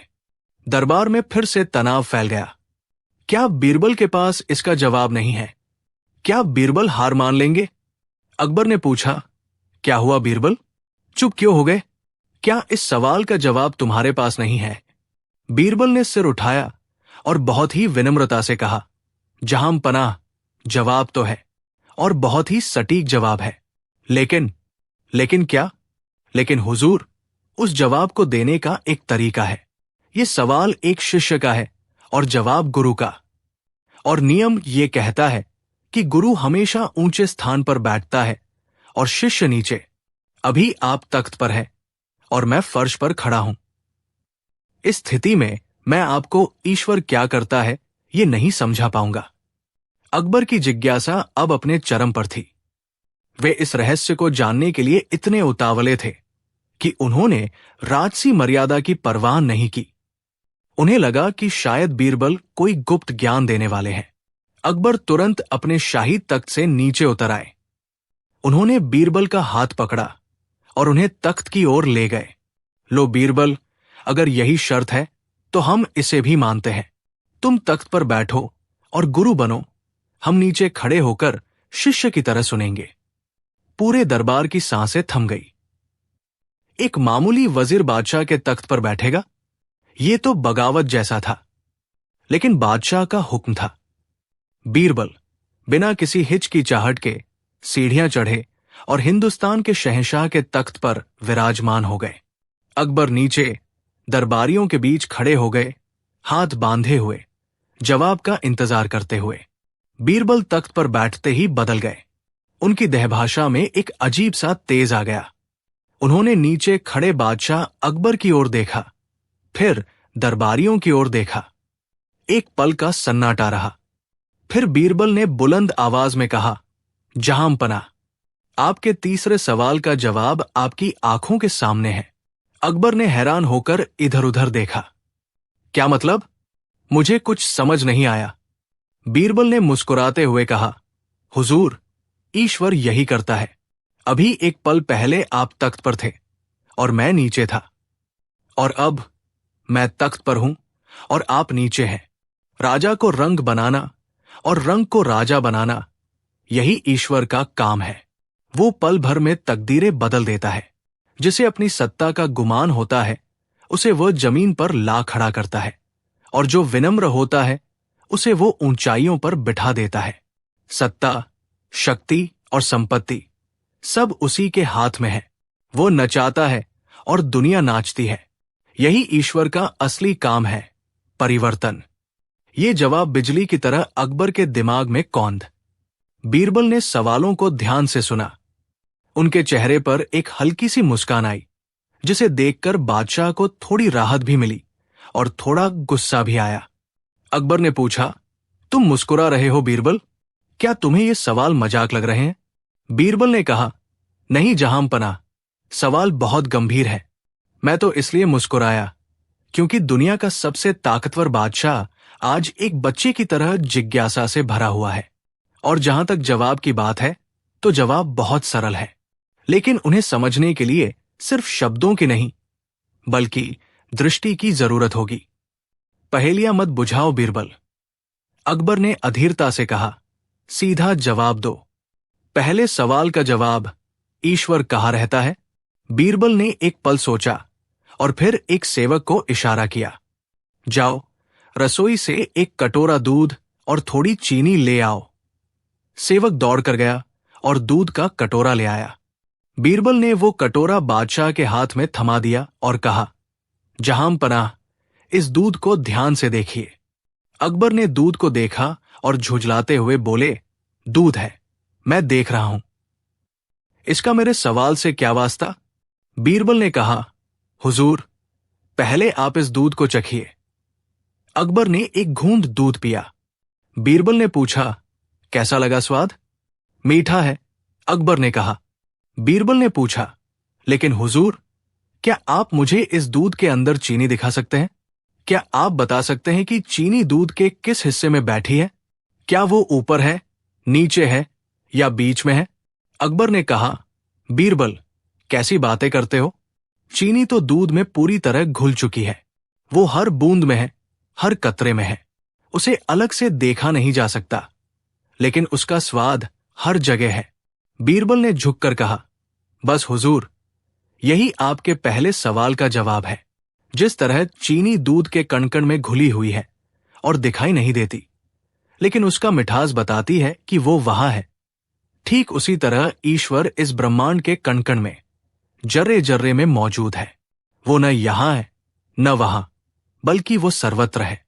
उसे आंखों से देखा नहीं जा सकता, उसे सिर्फ महसूस किया जा सकता है, जैसे आपने दूध में चीनी की मिठास को महसूस किया। अकबर इस जवाब से बहुत प्रभावित हुए। उनका गुस्सा थोड़ा शांत हुआ। वाह बीरबल, बहुत खूब। ईश्वर सर्वव्यापी है, ये बात तुमने बड़ी आसानी से समझा दी। लेकिन अकबर फिर गंभीर हो गए। मेरा दूसरा सवाल अभी बाकी है। अगर वो हर जगह है, तो उसे देखा कैसे जाए? उसे पाने का, उससे मिलने का तरीका क्या है? दूध में चीनी है, ये पता है, लेकिन अगर मुझे वो चीनी वापस चाहिए, तो मैं क्या करूं? बीरबल ने कहा, इसका जवाब ही इसी तरह की एक प्रक्रिया में छिपा है, जहांपना।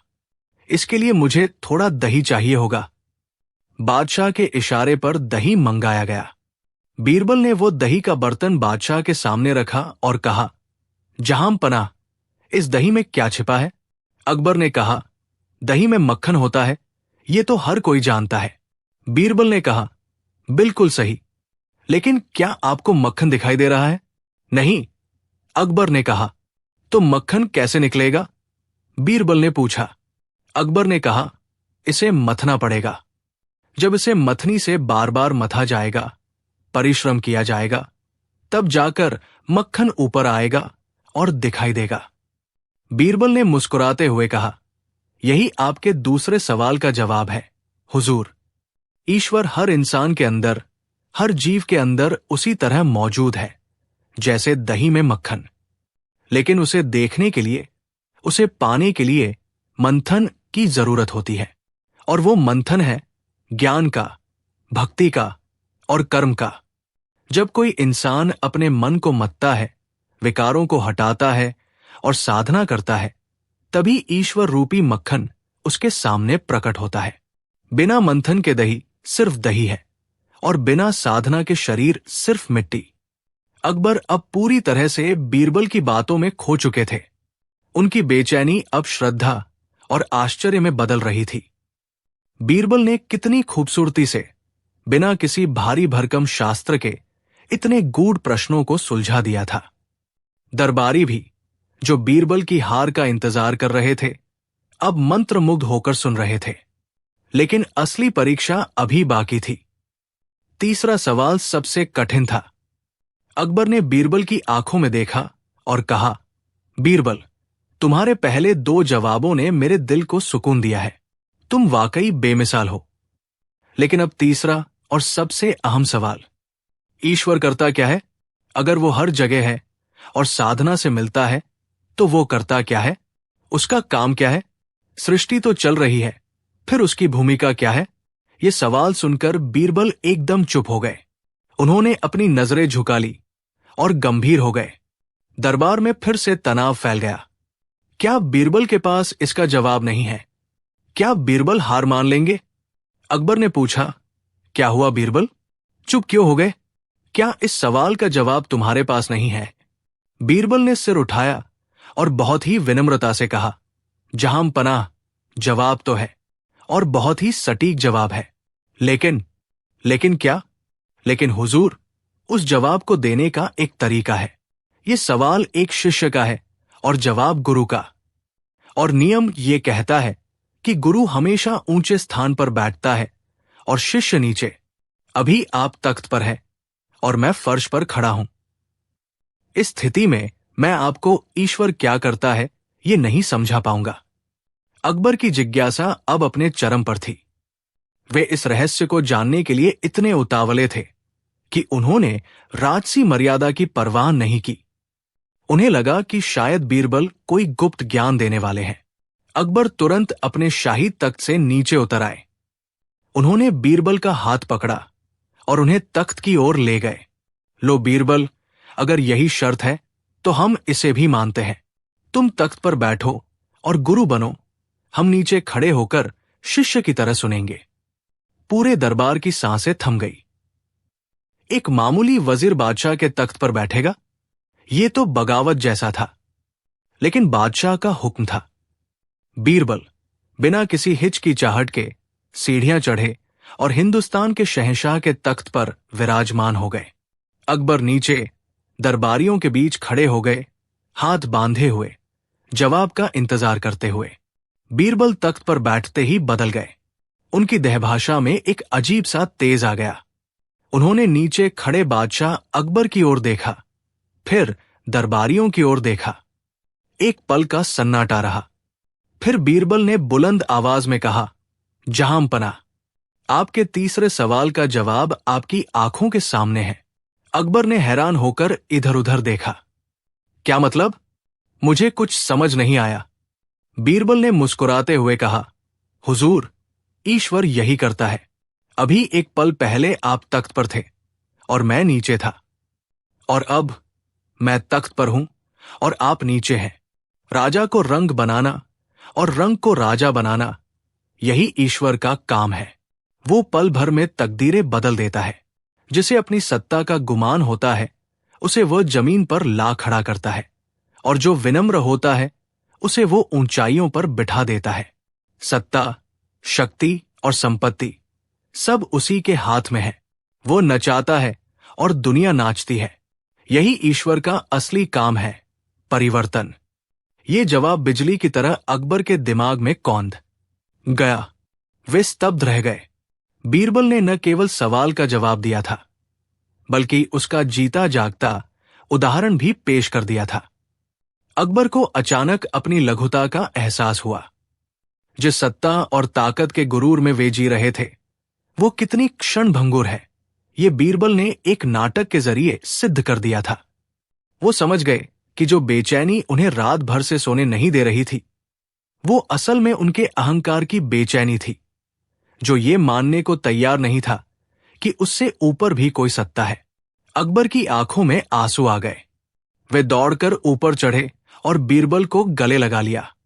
बीरबल, तुम सिर्फ वजीर नहीं, तुम सच में मेरे मार्गदर्शक हो। तुमने आज न सिर्फ मेरे सवालों के जवाब दिए, बल्कि मेरी अंतरात्मा को भी जगा दिया। तुमने मेरी नींद उड़ा दी थी, लेकिन अब तुमने मुझे जो जागृति दी है, वो नींद से कहीं ज्यादा कीमती है। बीरबल ने तुरंत तख्त खाली कर दिया और बादशाह के चरणों में झुक गए। जहांपनाह, मैं तो बस एक निमित्त हूं। ये ज्ञान तो सरस्वती का आशीर्वाद है। अकबर ने उसी वक्त अपने गले से नवरत्नों का सबसे कीमती हार उतारा और बीरबल को पहना दिया। उन्होंने ऐलान किया, आज की रात इतिहास में याद रखी जाएगी। आज हमें समझ आया कि दुनिया का असली मालिक हम नहीं, बल्कि वो अदृश्य शक्ति है जो राजा और रंग का खेल खेलती है। उस रात के बाद बादशाह अकबर का स्वभाव बदल गया। उनके अंदर विनम्रता आ गई। जब भी उन्हें कभी अपनी ताकत पर घमंड होने लगता, उन्हें वह रात और बीरबल का वह जवाब याद आ जाता, ईश्वर राजा को रंग और रंग को राजा बनाता है। बीरबल की बुद्धिमानी ने न केवल बादशाह के मन को शांत किया, बल्कि उन्हें एक बेहतर इंसान और एक न्यायप्रिय शासक बनने में मदद की। दरबारियों को भी समझ आ गया कि बीरबल को हराना नामुमकिन है, क्योंकि बीरबल की बुद्धि की जड़ें सच्चाई और व्यावहारिकता में गहरी जमी हुई थी। और इस तरह बीरबल ने अपने दिमागी जवाब से अकबर की रातों की नींद उड़ाकर उन्हें हमेशा के लिए अज्ञान की नींद से जगा दिया। मुगलिया सल्तनत का वो दौर, जब हिंदुस्तान की सरजमी पर बादशाह जलालुद्दीन मोहम्मद अकबर का राज था, अपनी शानो शौकत और इंसाफ के लिए पूरी दुनिया में मशहूर था। फतेहपुर सीकरी और आगरा के किले न केवल वास्तुकला के बेजोड़ नमूने थे, बल्कि बुद्धि और विवेक के केंद्र भी थे। अकबर का दरबार नवरत्नों से सुसज्जित था, जिनमें तानसेन का संगीत, अबुल फजल की कलम, टोडरमल का हिसाब और सबसे बढ़कर महेश दास यानी बीरबल की अक्ल गूंजती थी। बादशाह अकबर और बीरबल के किस्से न सिर्फ मनोरंजन का साधन थे, बल्कि वे राजनीति, समाज और मानव स्वभाव की गहरी समझ भी देते थे। लेकिन दरबार में हर कोई बीरबल का प्रशंसक नहीं था। दरबार का माहौल अक्सर साजिशों और ईर्ष्या से भरा रहता था। कई दरबारी, मंत्री और यहां तक कि खुद बादशाह के कुछ करीबी रिश्तेदार भी बीरबल की बढ़ती हुई ताकत और बादशाह के साथ उनकी नजदीकी से जलते थे। वे हमेशा इस फिराक में रहते थे कि कब बादशाह के मन में बीरबल के लिए कोई शक पैदा किया जाए या बीरबल को किसी ऐसी मुसीबत में फंसाया जाए जहां से उनका निकलना नामुमकिन हो।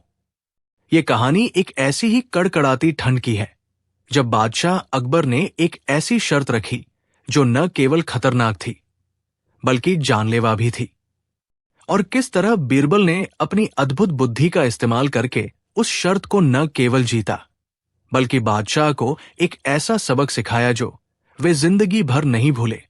दिसंबर का महीना था और आगरा में सर्दी अपने चरम पर थी। उत्तर भारत की सर्द हवाएं हड्डियों को कंपा देने वाली थी। यमुना नदी का पानी इतना ठंडा हो चुका था कि उसे छूने भर से ही हाथ सुन्न हो जाते थे। कोहरे की घनी चादर ने पूरे शहर को ढक रखा था और सूरज भी बादलों के पीछे कहीं छुपा हुआ कांपता सा प्रतीत होता था। ऐसे ठंडे मौसम में लोग अपने घरों से बाहर निकलने से भी कतरा रहे थे। महल के अंदर बादशाह अकबर अंगीठियों के पास बैठकर अपने दरबारियों के साथ चर्चा कर रहे थे। चर्चा का विषय था इंसान की सहन शक्ति और लालच।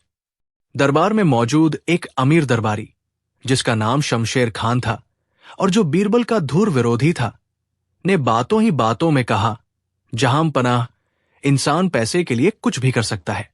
दौलत की चमक ऐसी होती है कि उसके आगे इंसान को अपनी जान की भी परवाह नहीं रहती।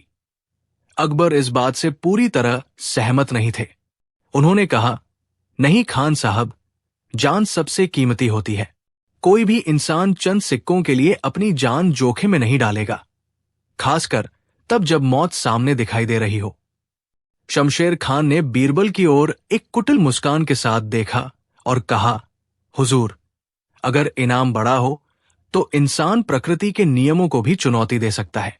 मेरा मानना है कि अगर आप पर्याप्त धन का लालच दें तो कोई भी व्यक्ति इस कड़कड़ाती ठंड में भी यमुना के बर्फीले पानी में पूरी रात खड़ा रह सकता है। अकबर को यह बात नामुमकिन लगी।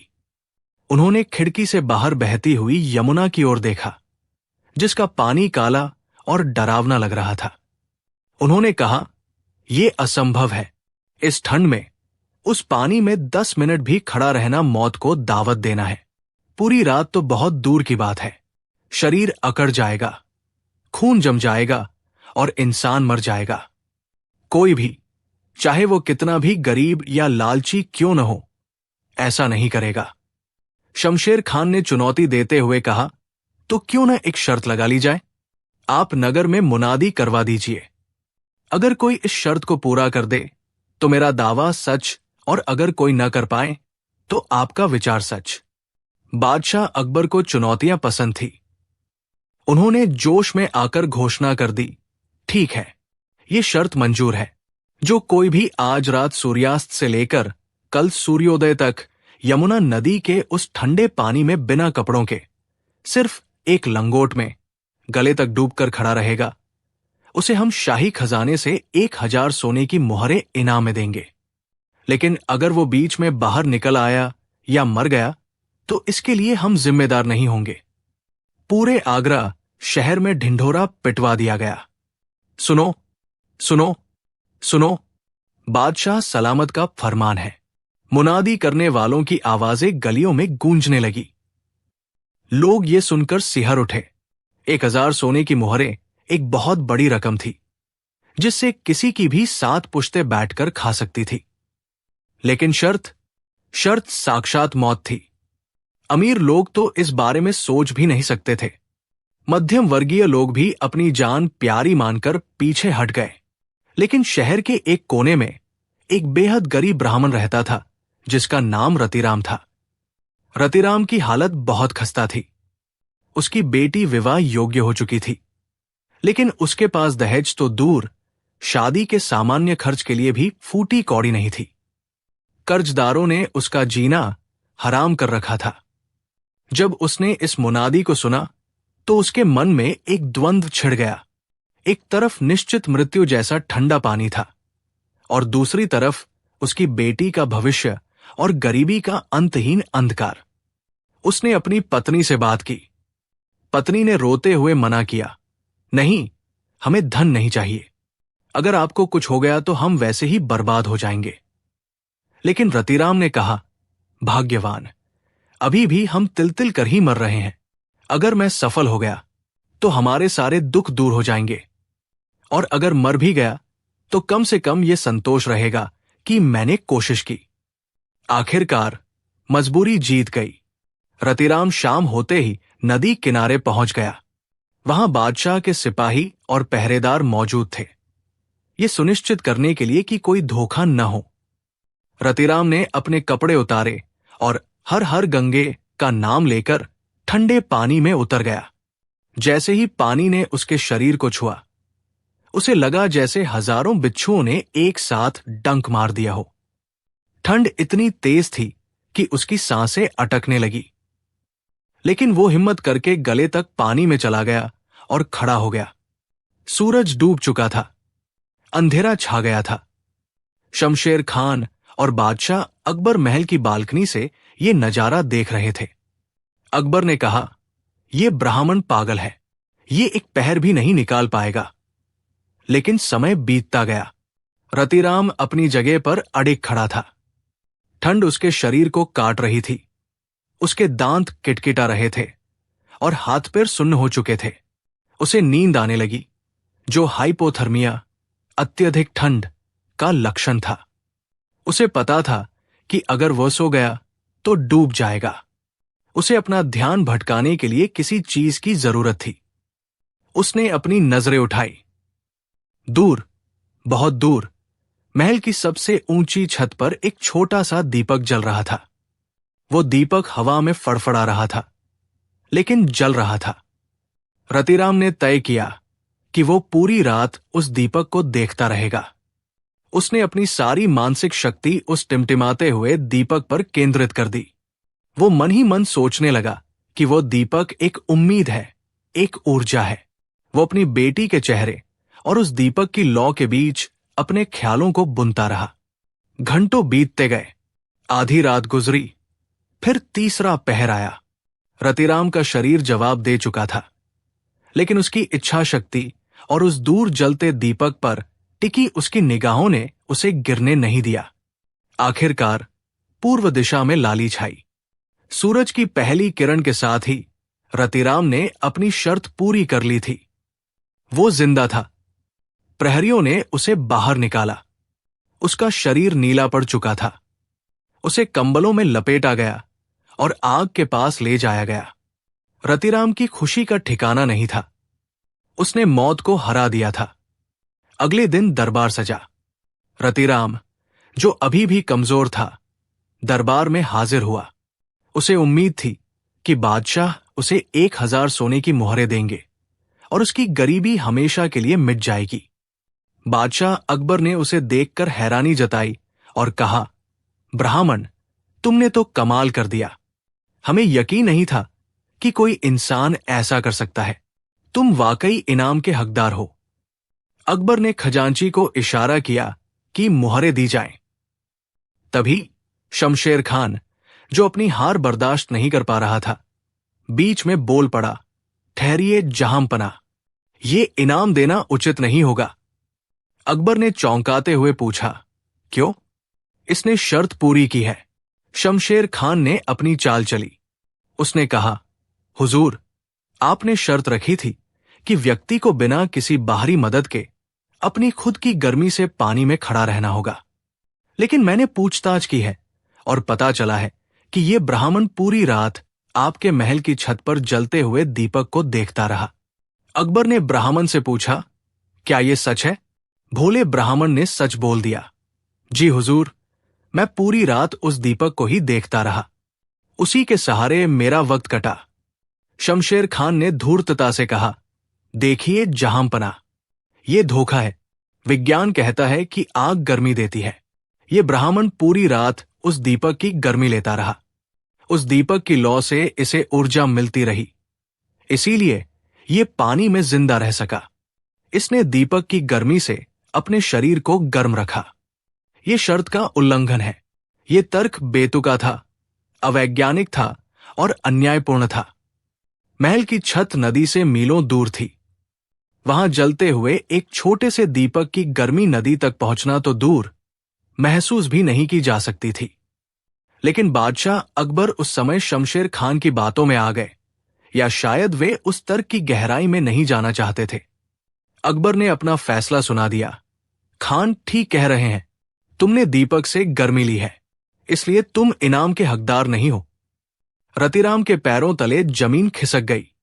वो गिड़गिड़ाया, रोया, सरकार, वो दीपक तो मीलों दूर था, उसकी गर्मी मुझ तक कैसे आ सकती है?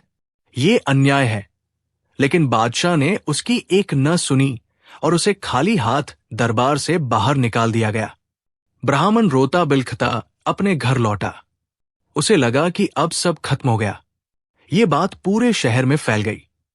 हर कोई बादशाह के इस फैसले की आलोचना कर रहा था, लेकिन खुलकर बोलने की हिम्मत किसी में नहीं थी। ये बात बीरबल तक भी पहुंची। बीरबल उस दिन दरबार में नहीं थे। जब उन्होंने सुना कि किस तरह एक गरीब ब्राह्मण के साथ छल हुआ है, तो उनका खून खौल उठा। वे समझ गए कि यह काम शमशेर खान का है और बादशाह को भ्रमित किया गया है। बीरबल ने ठान लिया कि वे इस ब्राह्मण को इंसाफ दिलाकर रहेंगे, और वो भी अपने तरीके से। अगले दिन बीरबल दरबार नहीं गए। बादशाह ने संदेशवाहक भेजा, लेकिन बीरबल ने कहलवा दिया कि वे एक बहुत महत्वपूर्ण काम में व्यस्त हैं। दूसरा दिन बीता, तीसरा दिन बीता, बीरबल दरबार नहीं आए। अकबर को बीरबल की कमी खलने लगी। उन्हें चिंता भी हुई कि कहीं बीरबल बीमार तो नहीं है। चौथे दिन बादशाह ने खुद बीरबल के घर जाने का फैसला किया। जब अकबर अपने कुछ मंत्रियों, जिनमें शमशेर खान भी शामिल था, के साथ बीरबल के घर पहुंचे, तो उन्होंने एक अजीब नजारा देखा। बीरबल के घर के आंगन में दो बहुत ऊंचे बांस गड़े हुए थे। उन बांसों के ऊपरी सिरों पर, जमीन से लगभग 10-15 फीट की ऊंचाई पर, एक मिट्टी की हांडी लटकी हुई थी, और जमीन पर हांडी के ठीक नीचे बीरबल ने थोड़ी सी आग जला रखी थी। बीरबल बड़े आराम से आग के पास बैठे थे और उसे पंखा झल रहे थे।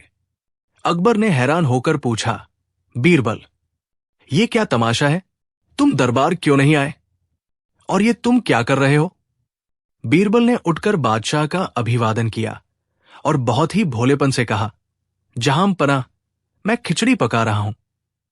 जब तक खिचड़ी नहीं पक जाती, मैं दरबार कैसे आ सकता हूं? अकबर ने ऊपर लटकी हुई हांडी को देखा और फिर नीचे जलती हुई छोटी सी आग को।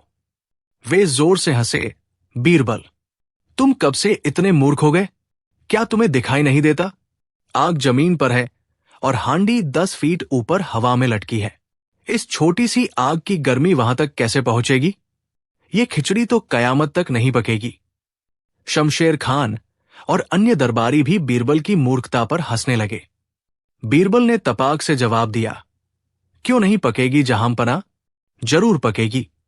अगर महल की छत पर जलते हुए एक छोटे से दीपक की गर्मी मीलों दूर नदी में खड़े ब्राह्मण के शरीर तक पहुंच सकती है और उसे जिंदा रख सकती है, तो ये आग तो हांडी से सिर्फ 10 फीट दूर है। मेरी खिचड़ी तो पकनी ही चाहिए। बीरबल का यह जवाब सुनते ही जैसे समय थम गया। बादशाह अकबर की हंसी गायब हो गई। शमशेर खान का चेहरा फक पड़ गया। उसे समझ आ गया कि बीरबल ने उसे उसी के जाल में फंसा लिया है। अकबर को अपनी गलती का एहसास बिजली की कौंध की तरह हुआ। वे समझ गए कि उन्होंने उस गरीब ब्राह्मण के साथ कितना बड़ा अन्याय किया था। बीरबल ने बिना किसी बहस के, बिना किसी अपमान के, सिर्फ एक उदाहरण के जरिए बादशाह की आंखों से अज्ञान का पर्दा हटा दिया था।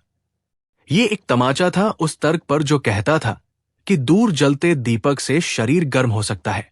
बादशाह अकबर की आंखों में शर्मिंदगी थी। उन्होंने बीरबल के कंधे पर हाथ रखा और कहा, बीरबल, तुम सचमुच महान हो। तुमने मेरी आंखें खोल दी। मैंने उस ब्राह्मण के साथ बहुत गलत किया। तुम्हारी ये न पकने वाली खिचड़ी ने मुझे न्याय का पाठ पढ़ा दिया है। अकबर ने तुरंत आदेश दिया कि उस ब्राह्मण रतिराम को ससम्मान दरबार में लाया जाए। जब रतिराम आया तो उसे विश्वास नहीं हो रहा था कि बादशाह ने उसे बुलाया है।